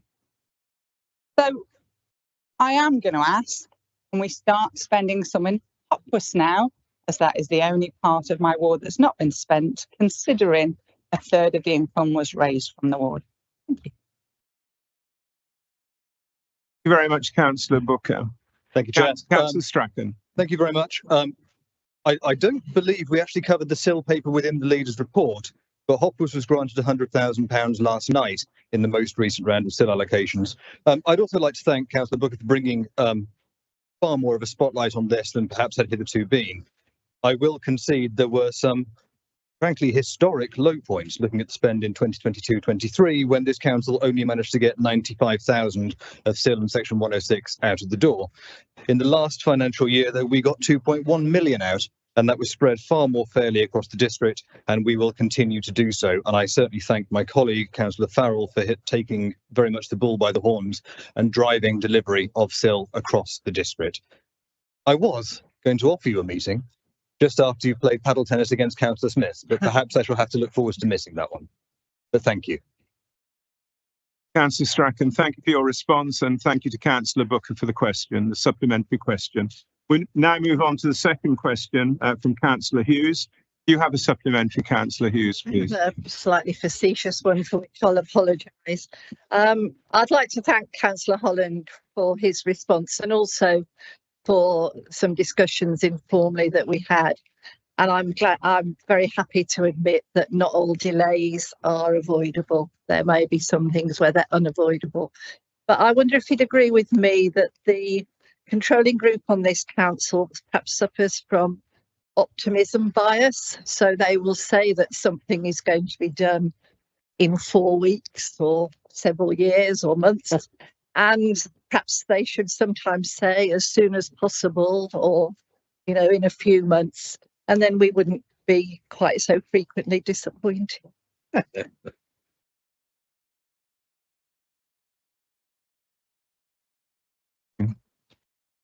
Can I now move on to the, oh, sorry, you need to respond, Councillor Holland. I beg your pardon, Councillor Holland, I can see you're chomping at the bit, aren't you? Yes, thank you. Thank you, Chair. And thank you, Councillor Hughes. I believe it was Oscar Wilde who said, we're all in the gutter, but some of us are looking to the stars. Thank you. I'm glad to know I'm not the only one who quotes Oscar Wilde on occasions. Thank you. We now come to Councillor Woodward. Do you have a supplementary question, please? Do, Chair, and I've nothing to declare but my genius. I thank Councillor Holland for his answer to my question. You may be aware, I'm sure you will be, that I met with Councillor Stevenson on Saturday to discuss the Burntwood Master Plan, and he assured me that there would be a project board developed, so there's some cross-party representation in taking this forward. But time is running out. It's less than half an hour until the kick-off for a start, but time is certainly running out as far as the Burntwood Master Plan is concerned. We've been asking for investment in Burntwood for a very long time. I seem to have spent most of my political life doing so. We've heard the commitments that the capital spending for Burntwood will be honoured. But I have to say, when people see that it's 1.2 million compared to what we're being asked to put into the cinema project later this evening, it's very small beer. And I'm sure you'll have seen responses from Burntwood residents to that particular spend. It's not enough. And if it's not enough, will extra funding be found for the Burntwood Master Plan implementation, as it seems to be found for the cinema development? Thank you. Thank you, Councillor Woodward. Right, so any other points? No, we'll move on then, I think. Okay, yeah, thank you. Or do we want a response to that? We'll have a response to that. Thank you very much, Councillor Stevenson. I'm really grateful to Councillor Woodward for the question, and also for meeting me at the weekend. I've also had the pleasure of meeting Councillor Ennis, both of whom have been extremely helpful, and I'm very grateful for their support in this project. It's very close to my heart, as you know, Burntwood, and we will do our best. Councillor Hughes has just cautioned me against making commitments, but those who were at the Cabinet last night will know that there may be more commitments that can be made in this area. Thank you very much, Councillor Stevenson. Okay, so can we now move on to the next item on the agenda, please, which is agenda item 15. This is the Cinema for Lichfield update, and I'm going to call on Councillor Smith to speak on this item, please. Councillor Smith. Thank you, Chair. Let me ask the council to bear with me while I get through this rather meaty speech I've got on this, because I think there's a few things we just need to go through. Okay, this council, probably getting on for 3 years ago now, maybe 2.5 years, agreed to invest in redevelopment of the Debenhams building, put an Everyman cinema in there, plus other food and beverage outfits. And we were given a number that was the value of the cost of that development. And this council, in my opinion, quite correctly, agreed to go with that cost to do that build and fit out. I'm just going to give a little bit of history about that cinema and what it means to Lichfield.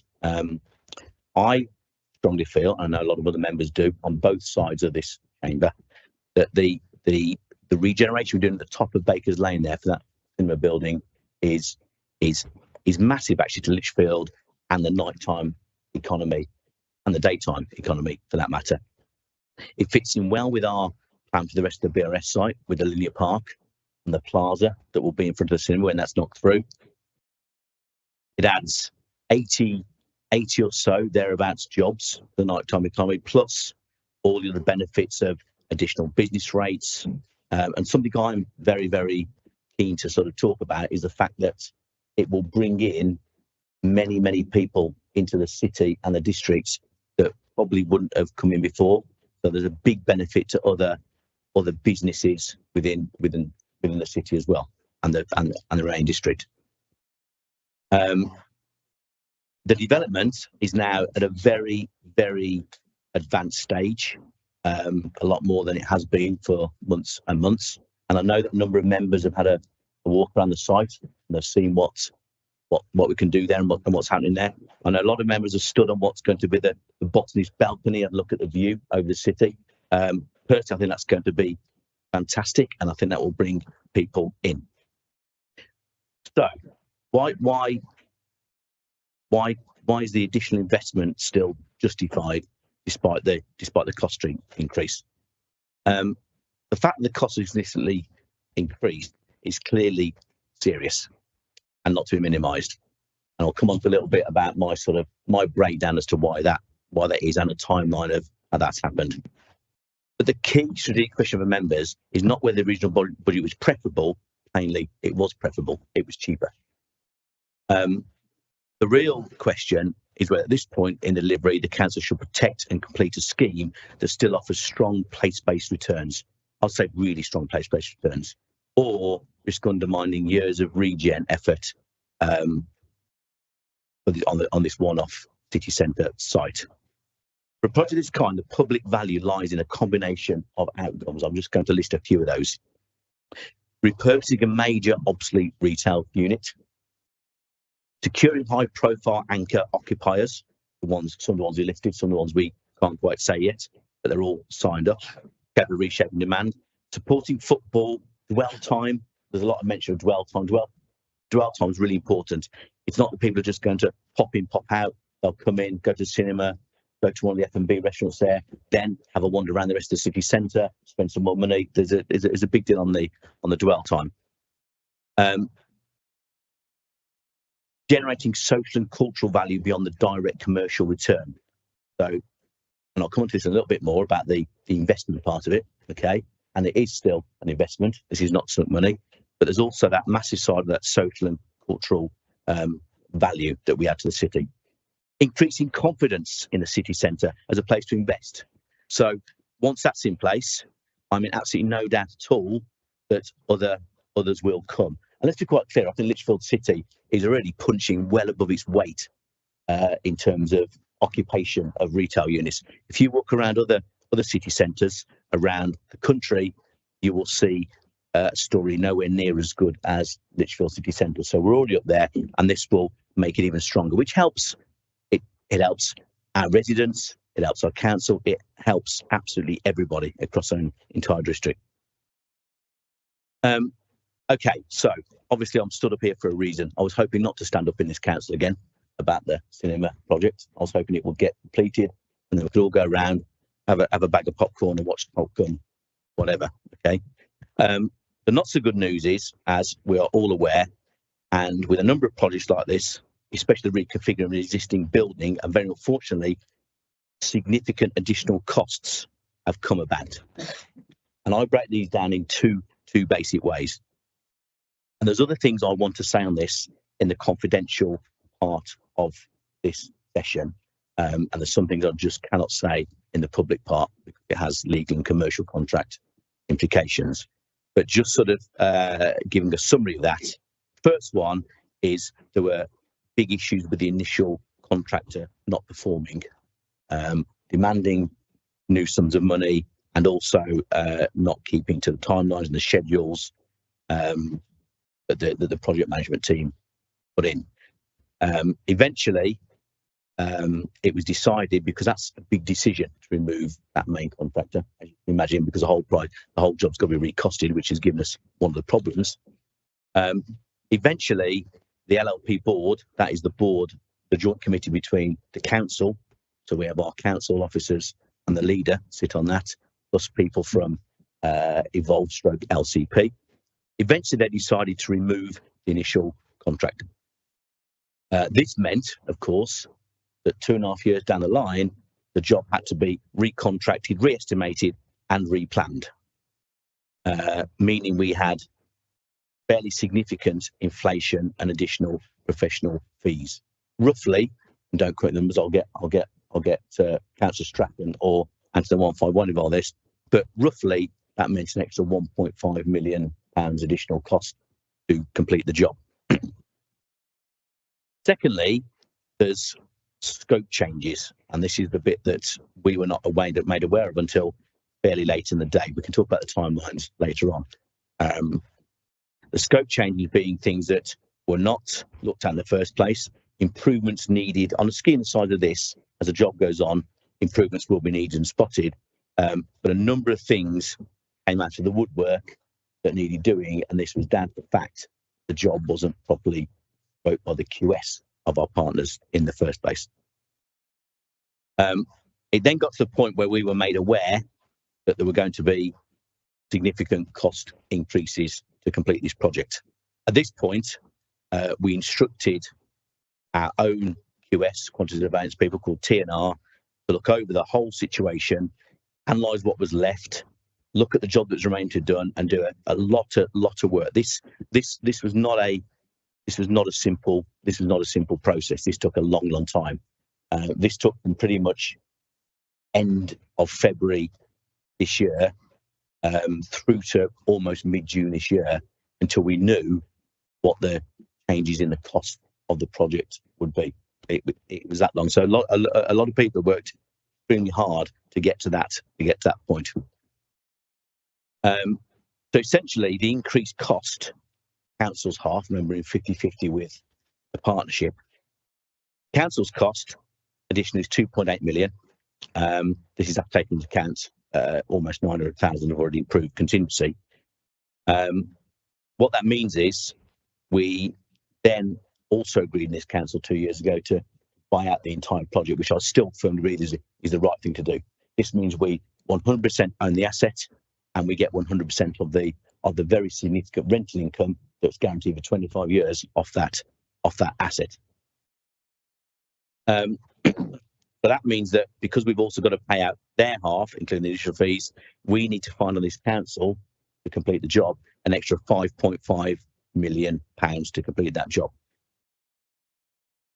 I do feel it's important to add at this point that the Cabinet and the officers have in no way been hiding or obscuring the problem here. We need to remember this project was run by our LLP partners. Potentially increase costs occurred in Feb, as I said, and since that time, since the time of the correct switch contractors, people have been working very hard to get the cost, and it's literally taken that long until the mid-June to figure out exactly what those increased costs were. And genuinely, we didn't know if it was going to be 1, 2, 3, 4 million. It was that kind of order, given where we were with the original contractor. Okay, so why do the buyout now? Because that wasn't the original plan. The original plan was to buy out the 2 years of the scheme up and running. Why buy out now?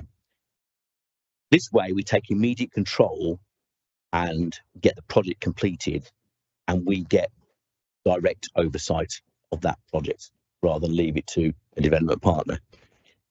Very much the same way that we ran the very successful leisure centre implementation, which was of a similar cost.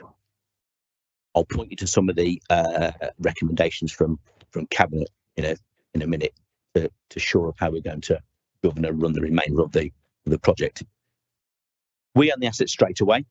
The district value is already given a value of 12.5 million when it's a completely fitted out unit, and that will obviously just increase over time. So there's an asset there.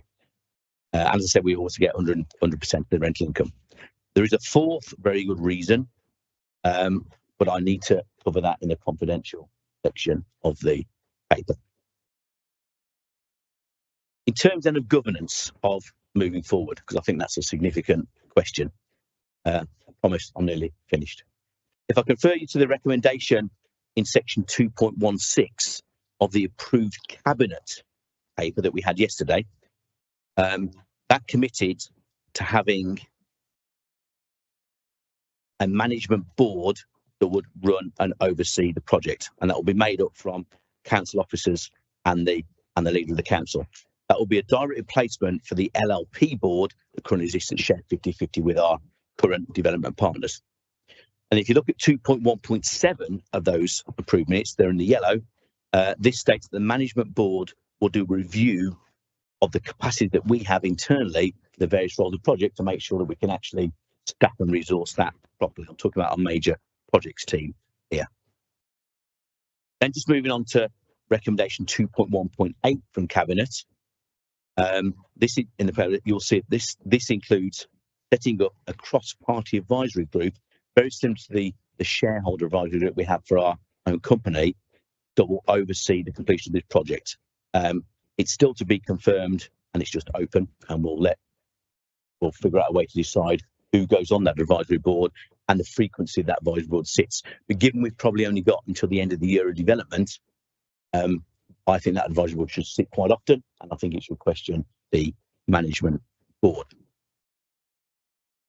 Then, in 2.1.9 of the Cabinet report, you will see that they would bring in the council's major projects team into play. Specifically, the performance and programs manager responsible from the council side overseeing the project. This is not what we had in place before. So our major projects team will be right under the hood, seeing what's going on again in almost the exact same way as the Festival Leisure Centre project worked. Finally, I just want to say I feel this is still an amazing regen project for Lichfield and our district. Yes, costs have significantly increased, and this council's got a difficult decision to make. Fully appreciate that. But to be really clear on this, these are not sunk costs like some of the projects this council's undertaken in the past. These are very much investment costs. Both financially, there's a payback. Both financially, there's a payback, and also for the place shaping of Lichfield, and financially, both in terms of investment and the rental income. There is still an excellent asset value that we will fully own. Okay, I'm happy to take questions. I'm going to probably bring in other members of the Cabinet, Councillor Strachan on the finances, the leader. I'm also probably going to use the Chief Executive 151 as well as we need to go through this. So thank you, Chair. I will sit down now and we'll go through it. Thank you very much, Councillor Andrew Smith. Do we have a seconder, please? Thank you. Thanks, Chair. I'll second and I'll reserve my right to reply. Thank you. Thank you very much. We have Councillor Bragger first, then Councillor Norman, and then Councillor Galvin, please. Thank you, Chair. Firstly, I'd like to talk about the process of us getting to this meeting tonight. I'm very concerned about the lack of scrutiny by councillors of this whole process, and also scrutiny of the information that isn't confidential by members of the public. The Cabinet must have known that this request for more money tonight would be coming a long time ago, well over a month ago, even if they didn't have all the details. That is plenty of time to arrange a special ONS meeting with Councillor Norman. And given the length of this meeting, the time we are now, and there's an awful lot to go through, perhaps a special meeting so that the council could have made a considered decision. Putting at the end of this meeting doesn't seem to be the best way to consider such an important issue. Starting 2 weeks ago, councillors had briefings with officers about the mismanagement and overspend of the cinema project. There hasn't been any formal scrutiny of the political oversight or lack of political oversight until this evening. The scale of the 5.5 million extra money surely deserves that. Just imagine how much impact 5.5 million could have at supporting struggling families across the district, or even on the Burntwood Master Plan. For this reason, it's important that we remain in public session until we have questioned the public section of the report before us. I'm sure councillors will not strain to the confidential information until we later go into the confidential session. The Labour Group support regeneration of the Debenham site, but we also want regeneration across other areas of the district. What we have difficulty supporting is the mismanagement and lack of oversight of such a major project that we have agreed to, which leads to more resources being allocated to the city rather than the rest of the district. Back in 2023, we would not have agreed this scheme if we'd realised there wouldn't be proper oversight. The extra 5.5 million, if it is allocated this evening, it's essential there's all-party oversight to the process and the financial details, and thank you for including that. Seems clear that the council's involvement in the joint venture was not adequate, and it now seems negligible that the project was allowed to overspend by the agreed budget, and we're only finding those details now. I'm sure my colleagues from the Labour group have much more to say about this, and I urge the council not to go into private session too early. Thank you. Thank you very much, Councillor Braga. Before the next speaker, if I can just give a little bit of guidance, which I've had. So in broad terms, members, any public debate should focus on the benefit or otherwise of the scheme, the strategic implications for the district and the impact on the council's finances and the FTFS at a high level. Members, please avoid asking questions or making statements in public can only properly be answered by reference to exempt information, as Cabinet members will not be expected to disclose exempt or confidential information in open session. Thank you. So if I can, thank you very much, Councillor Braga, for that. If I can now ask Councillor Norman. Point of order, Chair. Sorry. Yes.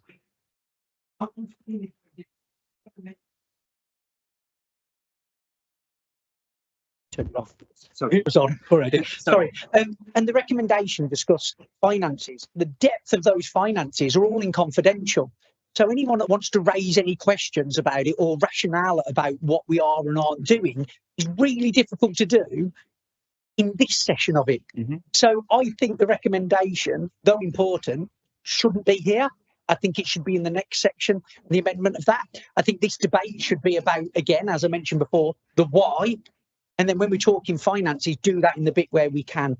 I'm just finding it very difficult myself because I've got a financial amendment and a part of that rationale is in private minutes. Thank you.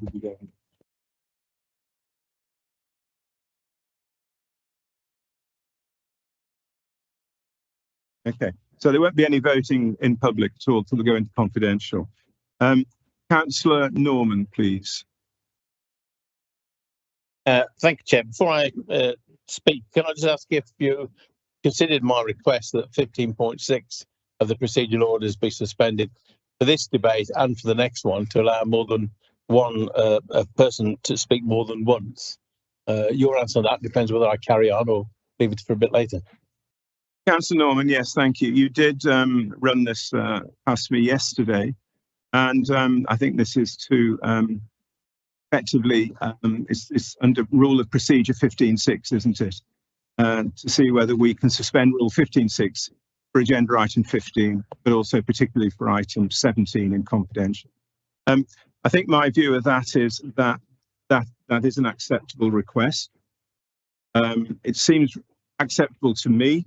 And I think I spoke with you yesterday and said something about it was important that we take a reasonable attitude towards this. And I hope by doing that and suspending that rule, that you will consider that to be a reasonable response. So as chair, I am willing to do that. Thank you. Well, I'm grateful indeed to you, Chair, for that, because this is lack of scrutiny. So there's some scrutiny would be available now if people ask more than one question, because there's a debate, there's a political debate, but if there's scrutiny, there's back and forth on that. And as I said to you, that it should not be abused, and you'll use your procedures there. I was going to say a few little things and then a question, which is in the report, I just noticed that we talked earlier on about being optimistic and so on, and I'm optimistic. Don't care what year it is. I expect the England cricket team, I expect the England football team to win. I have no problems at all. I might be right this particular time. First time since I was 16, but there you are. In the report, 3.69, it refers to Preston, right, and the scheme there. Well, that was £1 billion thing, not a £30 million that we're talking about in the report. In Preston, that successful scheme there was an 8-screen cinema with bar and restaurant, a 16-lane bowling alley, competitive socialising units suitable for a range of uses, 5 family restaurant units involving a range of national and regional brands. Really sorry, we're in confidential papers already, Councillor Norman. Sorry, what? This is what about you pressing? This is public information. Yeah, but you are describing information that is within the confidential Yes, papers. okay. Of Well, this, there's the point board, references that's all. to press that in a report we'll discuss later. And I'm merely pointing, I'm not going to get into specifics, don't worry. I'm just merely pointing out the contrast there, the street food hub, the public realm improvements, and the 164 space undercroft car park. And later on, there's a reference to the BFI report. This is the general public report about why cinemas are wonderful and what it brings to the area. We've had a similar thing with the Little Garrick Theatre way back when there's only one report I know that showed that if you have a theatre, this is what will be wonderful for the city or town.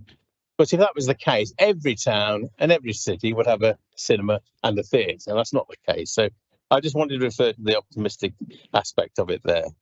I'm grateful for the all-party consultation groups that are now involved, both in the local plan and here with regard to the cinema development, and that's a little bit late, but it is there now. And the briefing, I'm sorry that I couldn't attend the briefing because I was on holiday, but that's not really consultation, is it?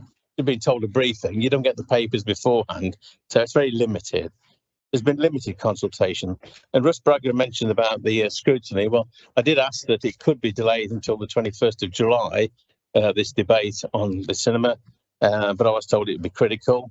But of course, we have had 2 overview and scrutiny committees since February, when apparently it was discovered that there were these problems that were not known beforehand.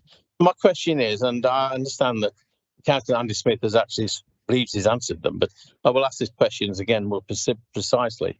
I've been told, what oversight has happened since before February and since February regarding to the our partner LLP? There seem to be a lot of questions there that were never asked. It was allowed to get on with certain aspects of the scheme. And why only do we now get a report when this was discovered, I understand, in February? And basically that is it. Thank you, Chair. Thank you, Councillor Norman. Next speaker on my list is Councillor Galvin. Please. Can I just say the point of 15 points, the point of suspending 15.6 means that they can have a reply to that question, then I could respond to it. I'm not going to, but others may want to respond to the answers, questions and answers, and that's the whole point of it. Thank you very much, Councillor Norman, for just clarifying that point. Thank you. Councillor Galvin. Thanks, Chair. Anyone that's seen Lichfield Live today will know where I'm coming from with this. And I'm aware I've got to keep it to the benefits of the service. But looking at what's gone on, it does seem to me that the council has been taken by surprise by the increase that, from February to June for such a major project is a short term. And it's a surprise because no one knew it was coming and no one knew the amount was coming. So during the World Cup, I can only imagine someone's taken their eye off the ball. This borders on incompetence. Now, I know Councillor Smith's names are on the papers, but he wasn't attending the board meetings. So would it benefit the council if we had different leadership to oversee such projects? Thank you. Thank you very much, Councillor Galvin. Councillor Ray next, please. Thank you, Chair. What I want to say, I've listened to what Councillor Smith said in his introduction. The reality is this is a huge failure of competence by the Conservative administration in managing this project. The Councillor Smith has said the reality is the administration just did not keep close enough to this project. And Councillor Smith talked about this was a joint venture, 50-50 project, where we relied on our other joint venture partner. That's not how joint ventures work. You need, if you're a 50-50 party, you need to be devoting the right amount of time and the right oversight to ensure issues are being managed and surprises are not don't arise. So as a group of the Lib Dem group, we're appalled by this mess that's been created, and it's now costing our residents this additional £5.5 million. And residents have been long promised the Finmar, and now they're going to feel rightly let down. But as a group, we're focusing on 2 things. Firstly, we need to get the project completed because we do feel it will be good for Lichfield and good for the wider district.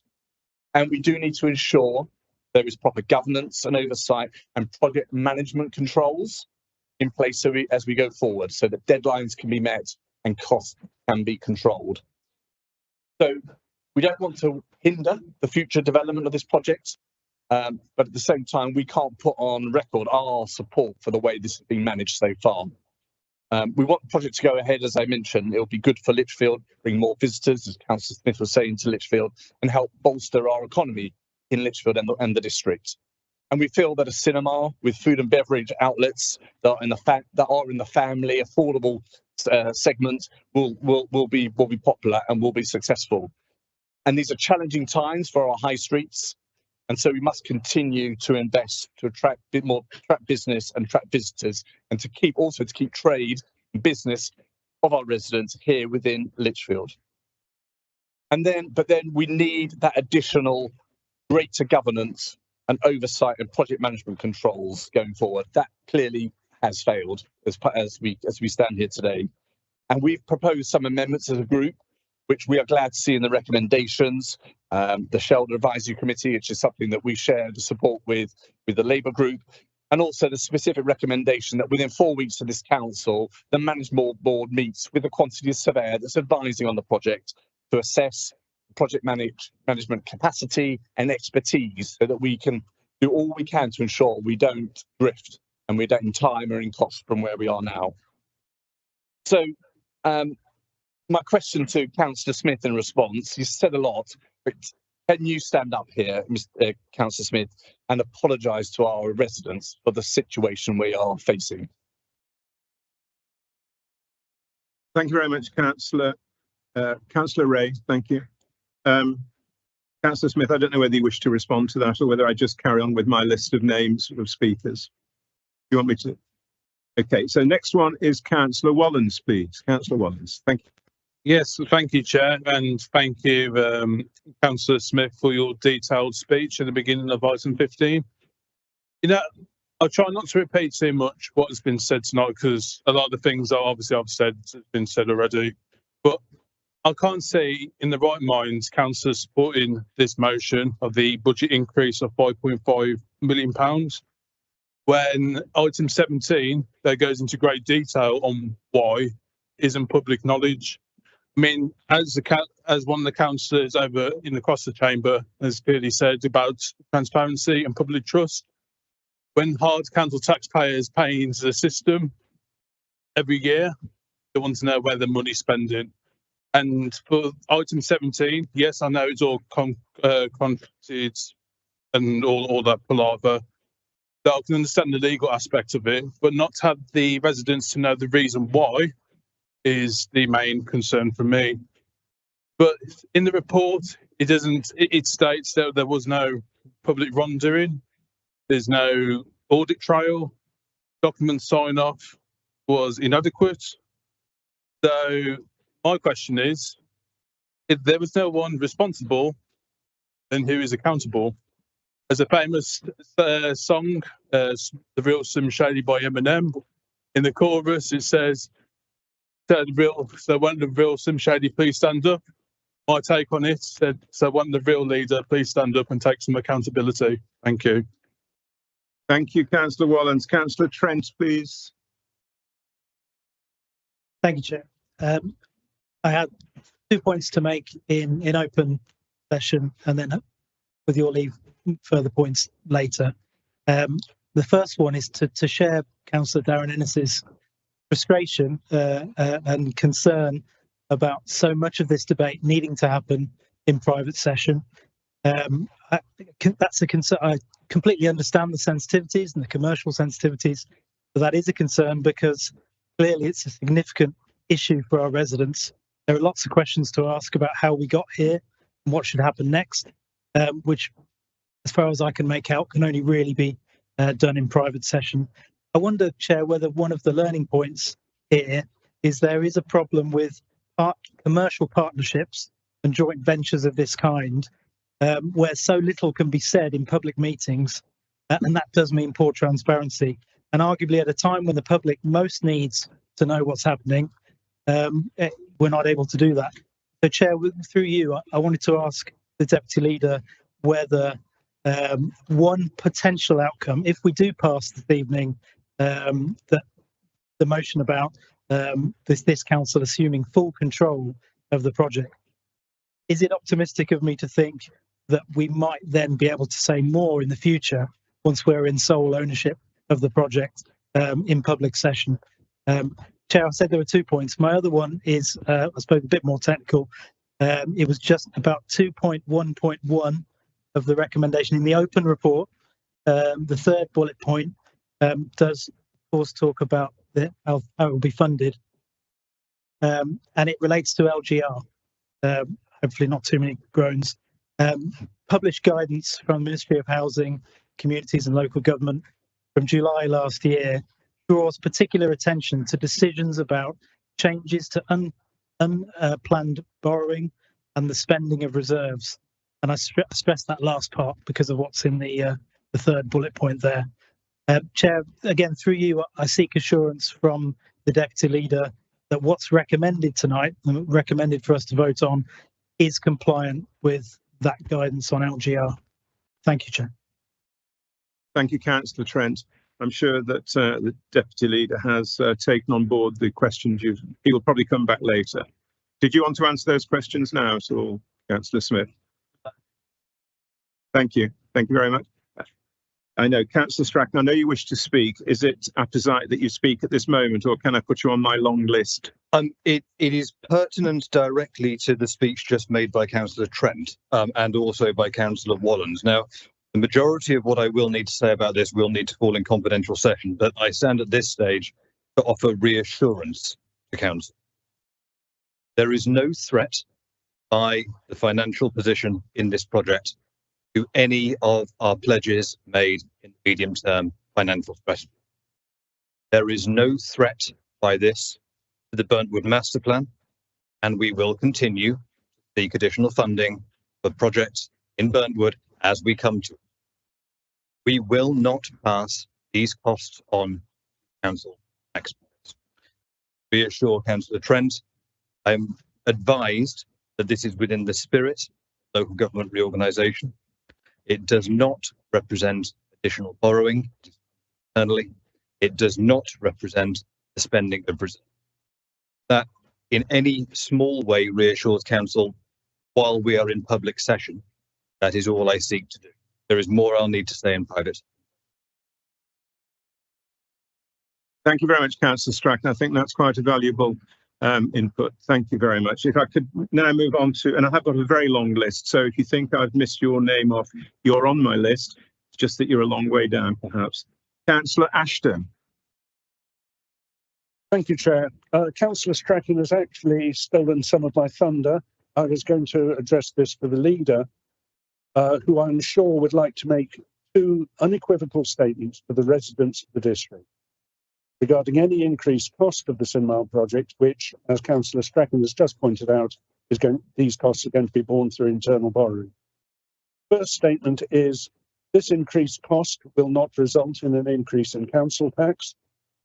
The second one is this increased cost will not result in any reduction or cut in the services provided by the council residents. And I would therefore call upon the leader to make these statements as a matter of public record. Thank you. Thank you very much, Councillor Ashton. Councillor Woodward, please. Thank you, Chair. Councillor Smith did a great job of trying to convince us again what a great report this is. It was preaching to the gallery, really, because we've all agreed, Council, that the regeneration of the old Debenham site and the opportunities presented to Lichfield City were significant and appropriate. I note the new recommendation that an advisory group is going to be set up, but this is after the event. When we were all elected in 2023, seems like a very long time now, we were, of course, a no overall control council.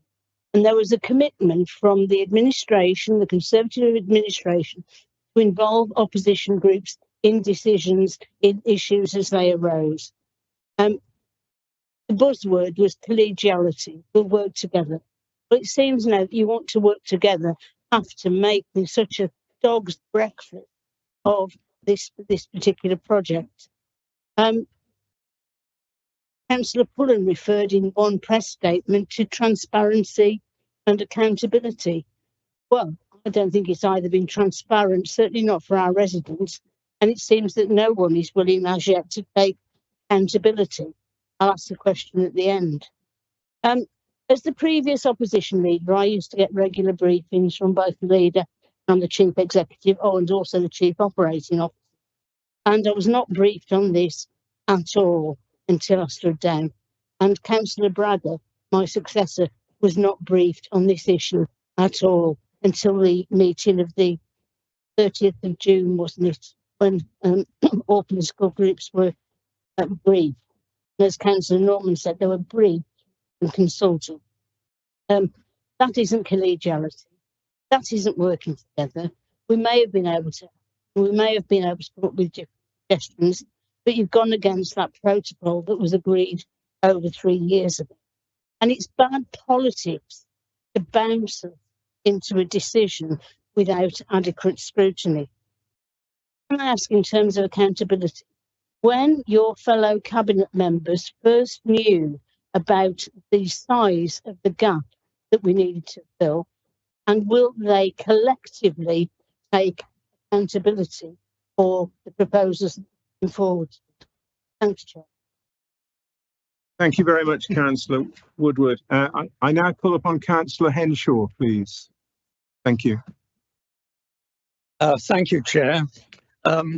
It grieves me in a sense to say that I must disagree with my very active fellow councillor for Lemonsley Ward in his address. 3 years ago, I was the sole dissenting vote when the project came to council to embark on this scheme. I voted against because I felt it was not the role of a local authority to engage in a speculative commercial venture involving an entertainment business and a food and beverage business, which I thought was highly risky. We were reassured at the time by the council's risk assessment that the risk level, I seem to remember, was minimal to moderate. Well, that, in retrospect, has turned out to be completely wrong. My idea of a risk assessment is the old bank manager test.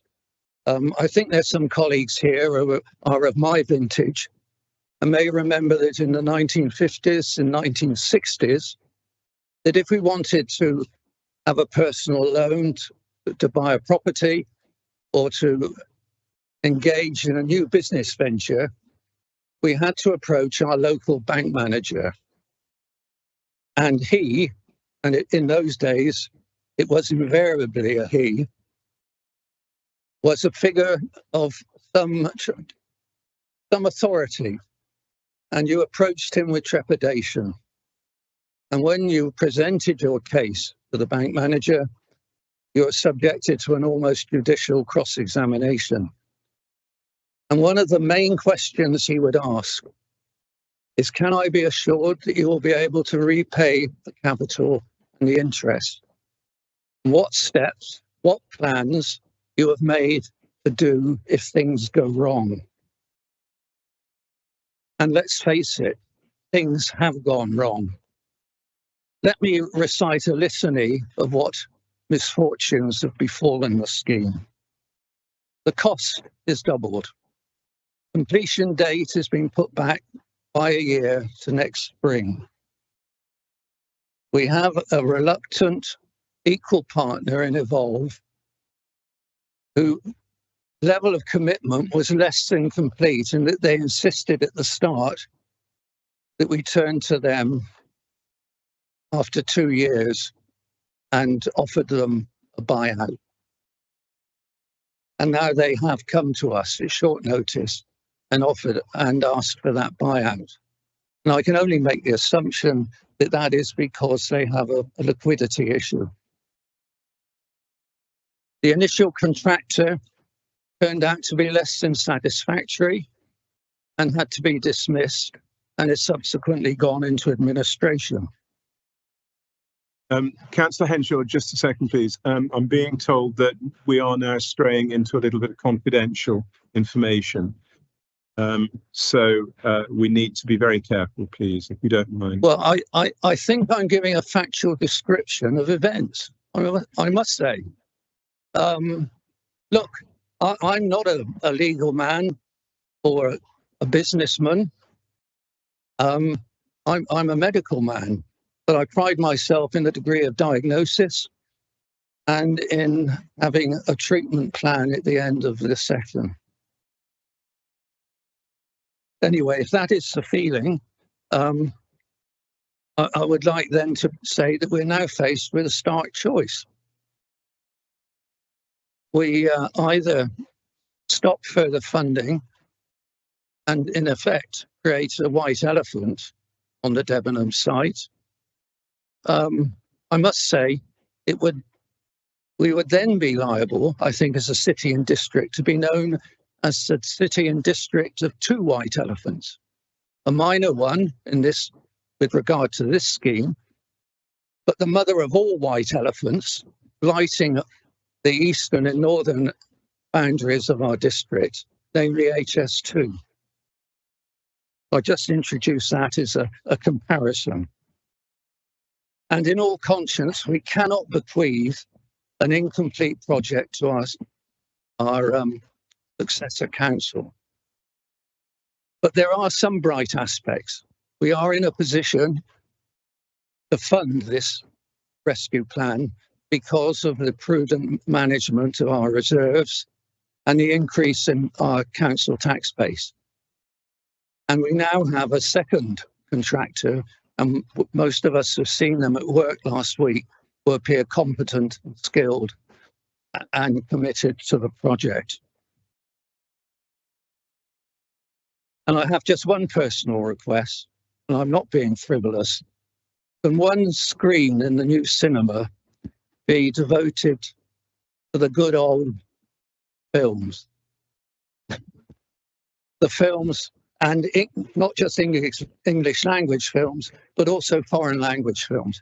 Films which don't shatter eardrums, which don't proclaim gratuitous violence, and which leave customers afterwards feeling a bit more optimistic about the world we live in.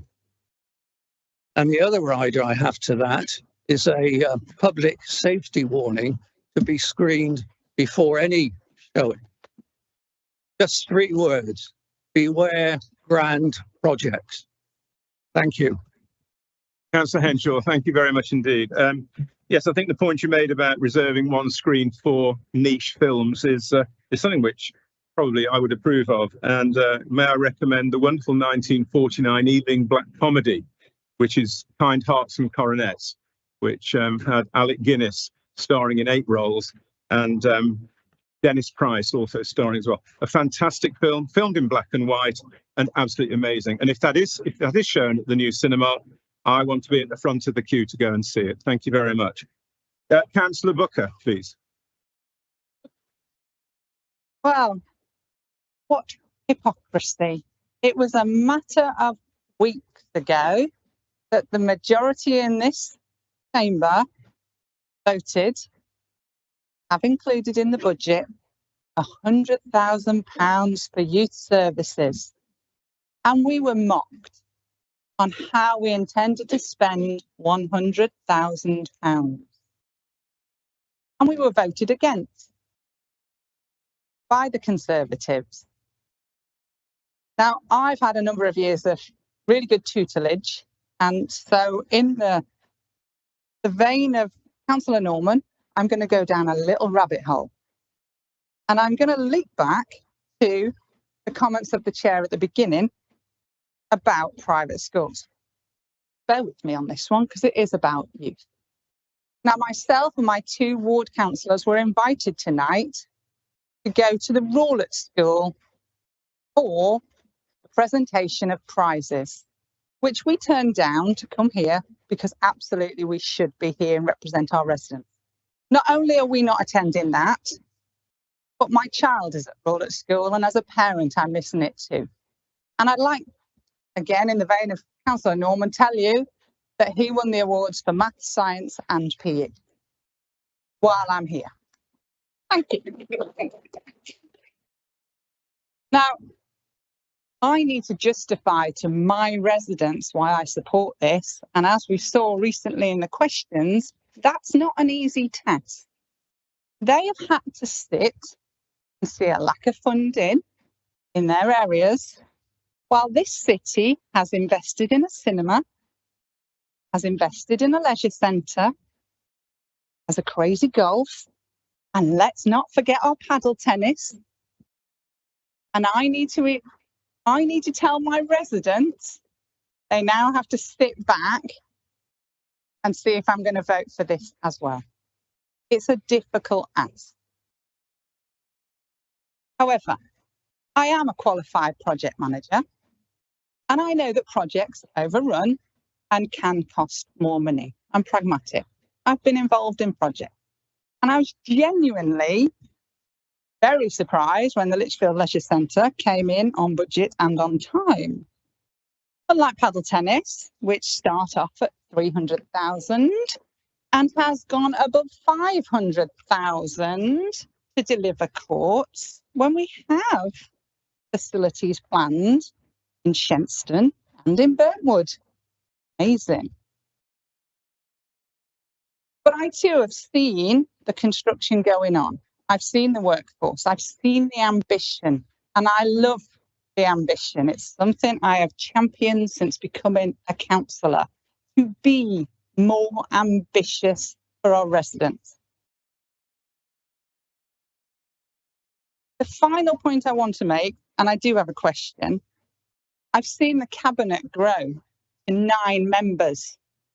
The minimum they take home is in the region of £13,000 each, and that's if they're not the leader or the deputy when we look at the cabinet, when we look at their base allowance. So the question is, will you consider reducing the size of your cabinet to save a bit of money so we can plough it back into things like this? Thank you. Thank you very much, Councillor Booker. I now turn to Councillor Paul Taylor, please. Can I just say that to come, I have Councillor Darren Ennis, Councillor Farrell, Councillor Ball, Councillor Stevenson as well. If I've missed anybody, please show. Thank you. Councillor Paul Taylor. Thank you, Chair. When we discussed the additional investment in the botanist unit a few years ago, despite being on the opposite side of the chamber, I was vocal in my support for the ambition and goals of the project. With experience in the retail industry, I understood the benefit of high-end tenants attracting other high-paying tenants and raising the economic performance of an area. I feel particularly aggrieved, therefore, that my name will be attached in the records to what could appear to be a spectacular failure of management and governance. Earlier this year, I put my name forward for the role of chair of the audit committee, firmly in the belief that it would prove to be a pleasantly boring role. Unfortunately, as the Chinese curse goes, it seems I am doomed to live in interesting times. I'm disappointed about the amount of personal time I've had to spend over the last 2 weeks trying to be absolutely sure what the role of audit committee might be in examining whether the council's risk management and governance policies have been followed and whether they are strong enough. And we will do that. Thank you. Thank you very much, Councillor Taylor. Moving on now then to Councillor Farrell, who's been waiting very patiently. Councillor Farrell, please. Thank you, Chair. Yeah, I did actually indicate a while ago, and I know there's a long list. The original point I was going to make was in response to Councillor Ray. And I think it's really important that we get our language right, Chair. Councillor Ray said it's going to cost Lichfield District residents an extra £5.5 million. That's of course not the case, because this isn't going to cost our residents anything extra. As Councillor Smith said in his introduction, this is not a sunk cost. This is not dead money. We are putting an investment into this cinema. and the food and beverages that come with it that will pay us back for many years to come.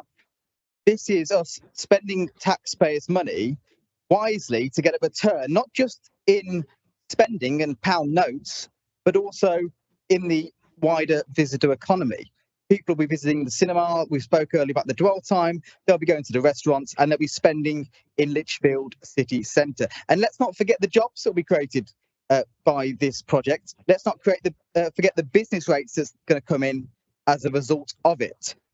Of course, this is not a situation that we as a council want to find ourselves in. But the additional funding will have no impact on our ability to deliver all the investment that we're doing in our parks, the 4 parks that we've got recently that all achieved the green flag status, our leisure, our housing, and all the other items that we are doing and giving for the people of Lichfield District. We campaigned in 2023 on a manifesto to deliver a cinema, and a cinema will be delivered. In fact, we've been making millions of pounds of savings in this council since 2019. And as a result of the good management of this council by the Conservatives, we've got the money and the investment to do this. Yes, of course, this slippage is not what we desire. But actually, eventually, when it's built, the Lichfield District residents will see the benefits. And Councillor Wallens earlier mentioned a few points. Now, I would actually put it back to Councillor Wallens that he was invited, like we all were, to the briefing and chose not to turn up. He was invited, like we all were, for a tour of the cinema. Many of us went along there, and I'm sure we'll have all enjoyed the view that we'll get from the botanist. It'll be amazing when it's done. Councillor Wallens declined that invitation as well. So I think it's really important that as a council... Point of order, Chair. Yeah, I point can of vouch for order. being there. Yeah, I was there in attendance. Thank you. Well, I apologise to Councillor Wallens for that one. But what I must say is that when we are delivering speeches today, we need to think about Lichfield District residents. It's very easy to make political points, and it's also very easy for us to take the kicking that maybe you agree or disagree that we rightly deserve. But what's important is that we look at this as Lichfield District councillors. We are representing the whole district, and we're making an important decision that will impact our residents for many years to come. So yes, give your speeches, but I hope you're giving them for the right reasons and with the interests of Lichfield District residents in mind. Thank you, Chair. Thank you very much, Councillor Farrell. And we're getting very close towards the end of this very long list of speakers. Councillor Ball and then Councillor Stevenson, please. Councillor Ball. Oh, Councillor Hughes as well. Thank you. Thank you, Chair. Councillor Farrell's right. It's easy to make cheap political points, so I'm going to take full advantage of that opportunity. I'll start by commending the Cabinet for the great show of unity and self-confidence they're presenting in the face of such abject failure. And my question is about transparency. Councillor Woodward's covered some of this earlier, and collegiality. I was in the same room with Councillor Woodward in 2023, where Councillor Pullen promised no surprises. He promised collegiality, he promised sharing responsibility and working together. And that hasn't happened. Clearly, it hasn't happened in this particular case. We were promised efforts on a heritage lottery bid for the district. That never happened. We were promised the solar panels over the car parks, not yet happened. So many promises were made and failed and not carried through. Real disappointment on our side. I, as a member of council, I was the leader's deputy, could have been taken into confidence earlier. As chair of the City Master Plan Task Group, could have been taken into confidence earlier. None of that happened. I've been willing to work with the opposition to try and make a way through this. Anyone who dismisses a contractor, I think it was back in December that happened, knows that that will result in increased costs. Why were we not involved then in those discussions? We heard that there was initial indication in February that there was going to be an increase in cost. Why were we not involved then in those discussions? We see in the papers tonight that early in June, there was some estimate of the increased costs. Why were we not involved at that point in those discussions? So those are my kind of questions. And if we are to make a success of this and go forward, it needs to be done properly together. We cannot trust the cabinet. No matter how many people they have, they can convert every member of their group to a cabinet member. It won't make much difference in terms of the performance. There hasn't been proper political oversight of this all the way through, neither from the cabinet nor from the opposition. So some members will remember that back in July 2018, there was a by-election when I was elected. I'm proud to have served my residents in Cobra since that point. I was elected on the back of the total Friarsgate fiasco. So now we have Friarsgate fiasco 2.0 on speed. That is really going to, and there's been, Councillor Pullen is squirming and grimacing at me. Perhaps he should be squirming rather than grimacing. At that point, in the beginning of my journey as a district councillor, I called on the then leader of the opposition to resign because of his failure with Friarsgate. 3 of his then cabinet then did resign, Councillor Pullen, Councillor Strachan and Councillor Smith, on the basis that they wanted to, but Councillor Eadie, sorry, apologies. Councillor Eadie is no longer in this council, but Councillor Pullen and Councillor Smith still are. And they came back into leadership roles and promised that transparency, promises that collegiality, which has not materialised. So at the beginning of my career on the district council, I wondered whether Councillor Wilcox should have resigned.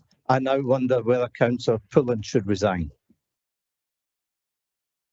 Thank you very much, Councillor Ball. I'm coming to the very end of the list now. I've got Councillor Stevenson, then Councillor Hughes, and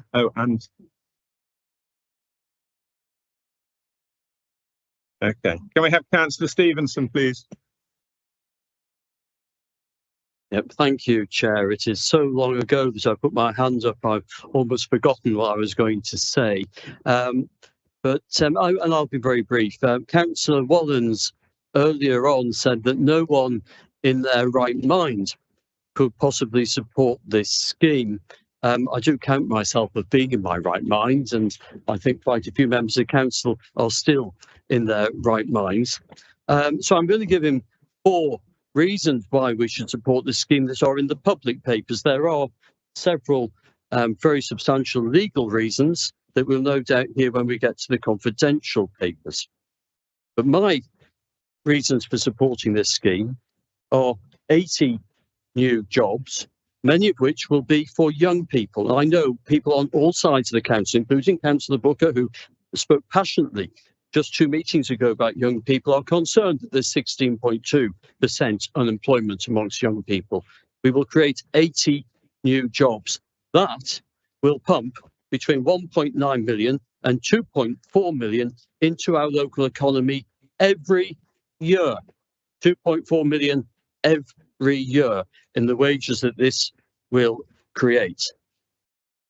We will also have got high quality tenants who've signed 25-year 1954 Commercial Tenancy Act leases, which I ascertained last night are index linked.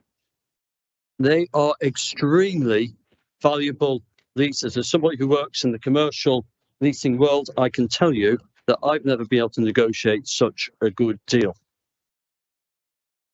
And finally, we have a building that yields nothing in business rates at the moment. It's 0 rated. We will get business rates, and I'm pleased to be able to tell Councillor Wallens that 60% of those will find their way to the county council. So perhaps he might just divert a few of those into fixing our potholes. So thanks very much. Councillor Stevens, thank you very much indeed. We now move on to Councillor Hughes, please. Thank you very much, Chair. I'll be very brief as well. Some of the points have been made by Councillor Ball and Councillor Woodward, but provoked by Councillor Farrell, I want to perhaps very briefly at a top level see how all this is linked together in a way that actually limits the choice and involvement of district councillors, whatever party we're from. And it applies both to this and to the previous discussion over the over the local plan. There's a link between the lack of oversight in the first place, whether that's on the progress of the local plan and the costs and spec for the cinema. That leads to a lack of transparency, so that we only get to hear about that at the last possible moment, when there is very little choice, because it'll cost more to get. Many of us welcome a cinema, and it's going to cost more to stop it than to carry on with it. And so the notion that there is proper engagement and proper participation by district councillors is something of a mirage. And we're always left with very little choice, but very little faith in anything getting better. Thank you very much, Councillor Hughes.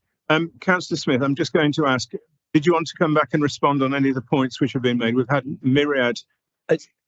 Has everybody been now? Have we still got some more to go, have we? No. Sorry. That's right. Sorry, I thought we'd exhausted the list. I do apologise. So who have we not got? Okay. Anybody else after Councillor Ennis? Right, thank you. Okay. Councillor Ennis, thank you. You have the distinction of being able to... Yeah, thank you. And being Councillor Smith's shadow, I think it's quite apt that I finished last. In my previous speech, I said we're going to be asking a lot of questions, a lot of whys, and a lot of hows. And there's been a couple of things that have been said that confused me a little bit. Councillor Farrell, of course, everyone knows in this room they represent an area of the district. Everyone in this room knows that they want more for the area they represent. The people of Burntwood, we want more. £1.2 million for a master plan. We need £5.6 million to deliver a bigger master plan. And I tell you, one of the things that worries me here is we have made a commitment to find this money for a plan in Lichfield City. So if the plan in Burntwood comes out to be £7 million, is the council going to commit to find the money to deliver a plan done in the master plan created by this council? That comes to the other point, Councillor Strachan. You've said that the medium-term financial plan, everything's going to be delivered. We are just about to close a bunch of avenues of getting funds because we're using it for the cinema. If any of those other proposals around the whole of our district needed money, them avenues are now closed because they're going there. So it's not quite as simple as the money is or isn't there. We're closing doors by allowing one to be finished. Now, there's lots of questions, and why is the big one? Why are we where we are now? Is a number one question every council in here must be asked by their resident. If not, my resident must be really strange, because they want to know why all of a sudden this £5.6 million needed. They want to know why wasn't this done 6 months ago? It was £1 million then, and then £1 million, and then it was all at once. We must have known. Now, I've had conversations with Councillor Smith on this, as you can imagine, and I've got to be fair. His knowledge on the amount was absolutely limited as well. Therefore, mine must have been. When I was getting reports coming from the officer from Lichfield District Council, in April, I asked a very simple question: what is the risk going to be on this? And the answer was substantial increase in cost. So we knew it was coming. We could have pushed for it then. We could have got more answers if proper scrutiny was asked at that time. What concerns me is we're still in this LLP. We're still 50% owners of this LLP. We can create these boards if we want to. That's perfectly fine. But does the LLP have to answer to it? It's a question to ask. It's 50-50 and answer it when you get to the point of answering it. Because if not, what's the point? We need to make sure that from this point going forward, we do the scrutiny we should have done 2 years ago going forward. We seem to be fixing problems far too late. We're 6 months from completion of this project that started 2 years ago. We're having this debate 6 months before the end. That just simply can't be right. Now, we can blame the LLP, we can do that, but bear in mind we've got board members on there. Now, if one of my project managers in one of my businesses was managing a project and they came back to me and said, that price is going to go up double, more than double, Well, I'd want to sit down and answer questions. And if those questions weren't answered correctly, they'd be finding a new job. It's as simple as that. Now, we don't know at this point who is there. It could have been the project managers. It could have been the QSs. It could have been the lack of oversight. The problem is there's lots of cut-ons, but does anyone know why? And this is the point. We could have opened scrutiny a couple of weeks ago. We didn't have to bring this into full council and ask the question why. We could have asked the question in those seconds with a lot more detail and a lot more questions to be asked. So I really struggled with this, by the way, because there is lots of things I would like to say in this time of openness and transparency that the member of the public can't hear. Simple as that, because of the commercial sensitivity of it. Or maybe if we had this scrutiny 2 weeks ago, maybe we could have let a few more of them details without the financial elements of it come out so people actually know. So my biggest question through all of this is why. I've asked lots of whys, but the main one is how do we stop this happening again? There's one more point that I'd like to raise. And Councillor Smith, you said earlier on you didn't want to stand up here and talk about this without talking about what we're going to watch at the cinema. Where's the guarantees in 4 months' time we're not going to be standing here again, because actually the amount of money that we've allowed for isn't quite enough. Because the company doing that interior fit out has just started. Now, I've been a project manager for 26, 27 years, and I know they'll start digging a hole and they'll find something that costs a bit more money. They'll start doing some work on the roof and there'll be something else that needs to be done. Where is the commitment that you will not be coming back to us in 4 months' time and asking for another £500,000? Now, I've got confused by this session because it's split into two. I found it really difficult not to be open and transparent and tell people out there exactly what I can see and exactly what I can think. I have got an amendment that, Chair, and please correct me if I'm wrong, this recommendation, I assume, is going to go into closed session now, because that recommendation asks for money. Then this council should have the right to scrutinise where that money is coming from, and that can't be discussed. So I understand that. I have got an amendment which isn't controversial, and I'd like to read that out now, even though that will be voted on in private session, if that's okay with you. I have shared this amendment ahead of time, so everyone would have seen this, but for the joys of YouTube, I will read it out. My amendment is that £500,000 from the approved Lichfield City Centre Frontage Grants Programme be reallocated to the cinema project budget to support the external works, frontage, public realm schemes and the Birmingham Road elevation costs identified within the former Debenhams redevelopment. The detailed profiling of this reallocation, including whether it can be taken from the 2026-2027 allocation or the 2027-2028 allocation, or both, be delegated to the Chief Finance Officer. This will reduce the amount required for the service reduction. The shop frontage grants will continue, but the remaining budget of £400,000 to be brought forward alongside delivering the plan. Now, I can't go into the full rationale for that, but what I do want to make very clear in public is we are supportive of the shop frontage scheme.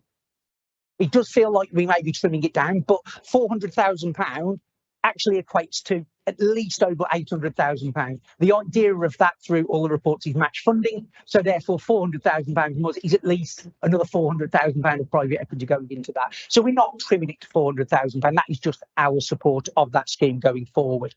But yeah, that's everything for me. Thank you. Councillor Ennis, thank you very much for the amendment and for effectively closing down the responses as well. Thank you. I think, members, I am going to propose that we go into private session and we will have a break. Did you want to come back and respond? Okay, all right. I'm just aware of the fact we are approaching 9 o'clock and we may have to suspend standing orders as well. Councillor Smith. Sorry. Okay, Councillor Pullen, the leader. Thank you. I'm aware that there's an amendment been tabled. Is there a seconder for that amendment or You're seconding that amendment, aren't you? Which we will discuss and vote on in closed session. Thank you. I think that's correct, isn't it? Do you want to? So sorry, we're not debating the amendment now. No. Wait. Right, okay. I don't think, well, wait a minute. The amendment's been moved, we move that. Okay, so we're going to debate the amendment now. Yeah. But it's also aware that Yeah, I know. debate, Yeah, I know. perhaps set that aside, and because we suspended standing order 15.6. We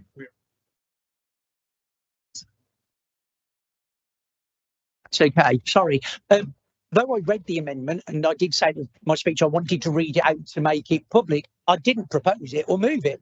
So I'm happy to do that in the private. Well, I didn't move it. I just read it out because I wanted it to be public. So I haven't moved it. Thank you. Thank you. So we'll you. reserve that until confidential, Councillor Ennis. Thank you very much. Councillor Smith, Councillor Pullen, you wish to reply. Thank you. Thank you, Chair. Could I perhaps ask that we suspend standing order, whatever the number is, that we carry on beyond 9 PM? Can I do that at this point?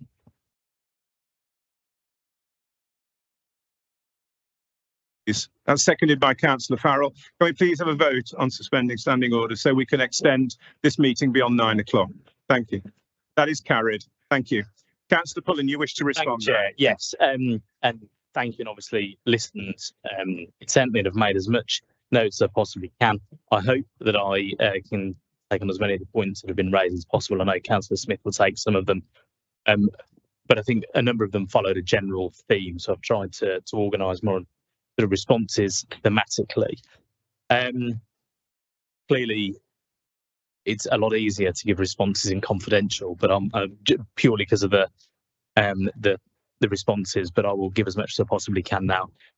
Councillor, I believe it was Ashton. Yeah, Councillor Ashton, you asked me to make two assurances. One is that there'll be no increase in council tax linked to this, and also there'll be no reduction in services.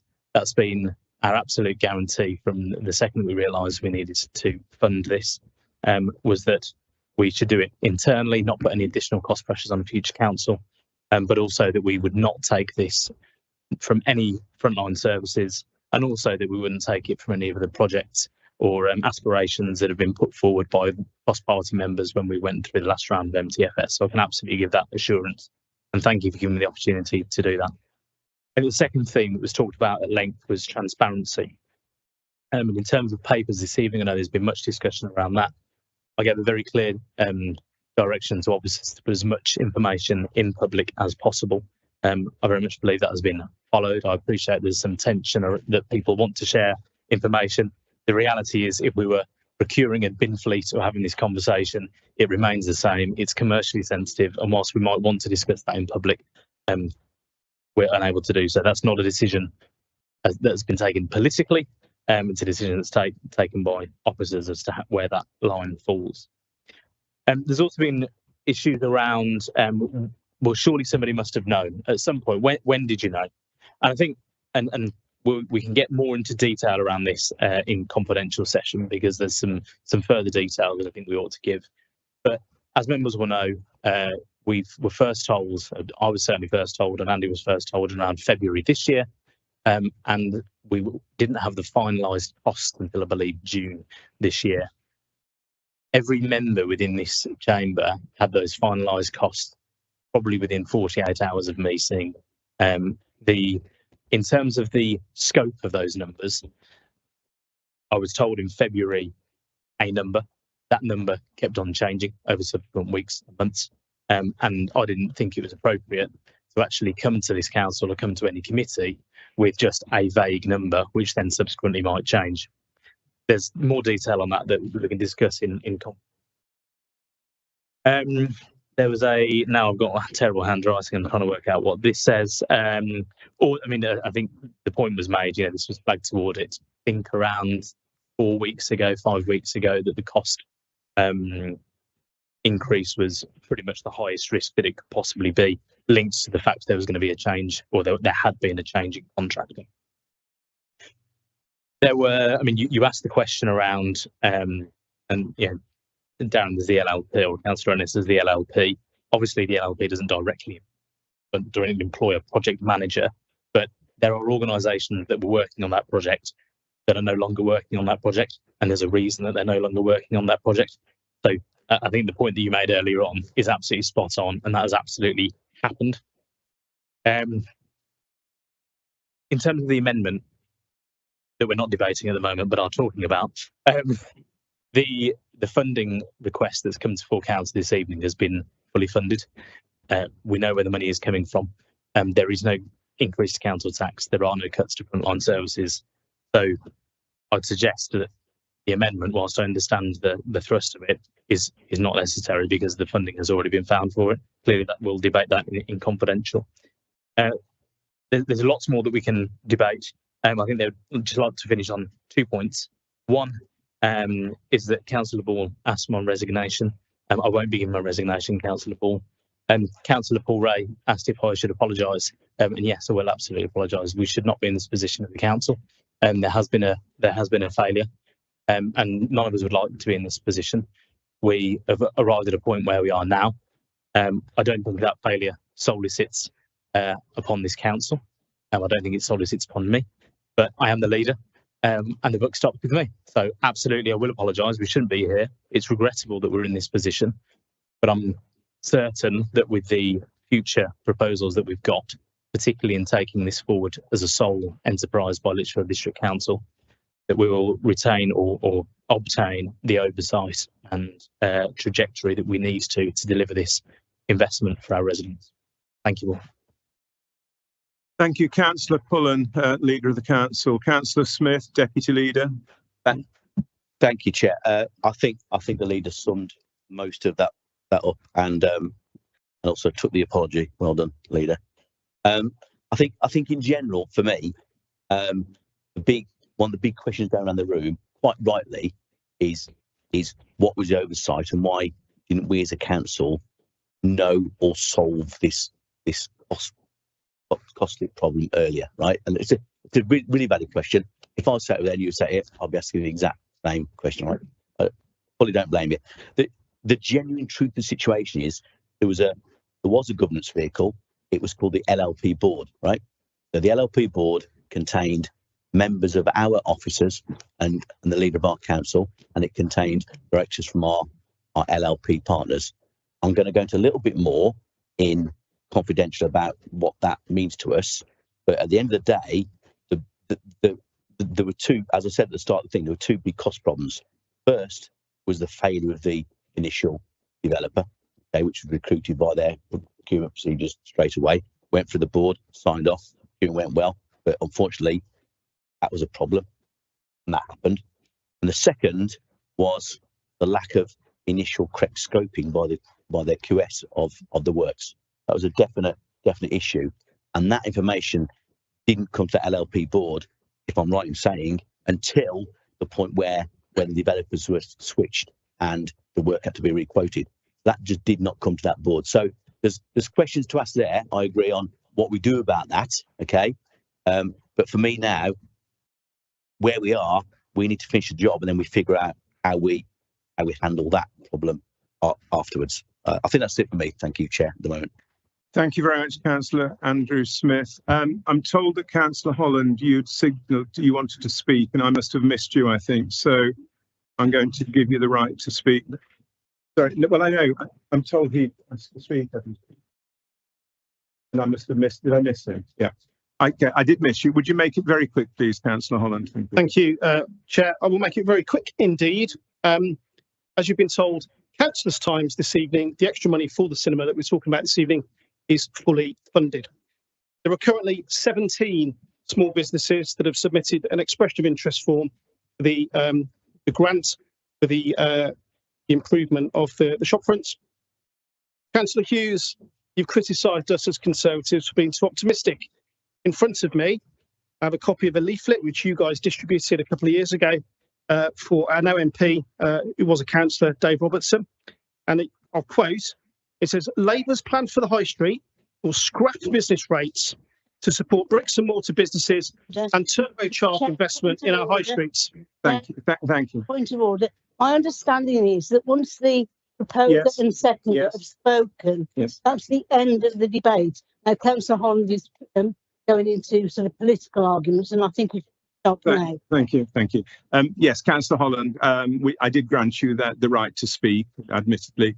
I think have you more or less wrapped up now? Is that correct? I've just got one point I want to make. No. Okay. I had missed him on the list. I hadn't seen that he wanted to speak. Well, I believe we had him recorded. That's what I was told. Okay. Sorry, Chair, but on the point of order, he hadn't indicated when you specifically asked, following Councillor Darren Ellis's comment, whether anybody else wanted to speak. Okay. He could have indicated again then. Allow space for a political argument after the event. I don't disagree with that. Thank you. Councillor Holland, have you more or less finished, please? I've got 10 seconds if that. Okay. Try and avoid the political arguments if you can. Okay, but we'll just deal with facts then. So since the promise of turbocharging investment in the high street, instead, we've seen the minimum wage hiked up, employers and I hiked up. Business rates have gone through the roof. Okay, Councillor. In the words of Greta Thunberg, suggest we should slash it. How dare you? Okay. Thank you, Councillor Holland. Thank you. Thank you. Is it okay if I mention the first 14 years of this? Again, it can go on as well. You know. Okay, please, everyone, stop. Right, I'm going to call this debate to a halt. Thank you very much. We are now going to move into confidential, but before we do, I have to say, we're going to move into confidential, exclusion of the press and public, as publicity would be prejudicial to the public interest by reason of the confidential nature of the business to be transacted. The public and press be excluded from the meeting for the following items of business, which would involve the likely disclosure of exempt information as defined in paragraph 3 of part 1 of Schedule 12A of the Local Government Act 1972. That brings our live broadcast to an end. I would like to take this opportunity to thank very much everyone who has joined us this evening via the link, and I wish you all a very good night. Thank you, and we will then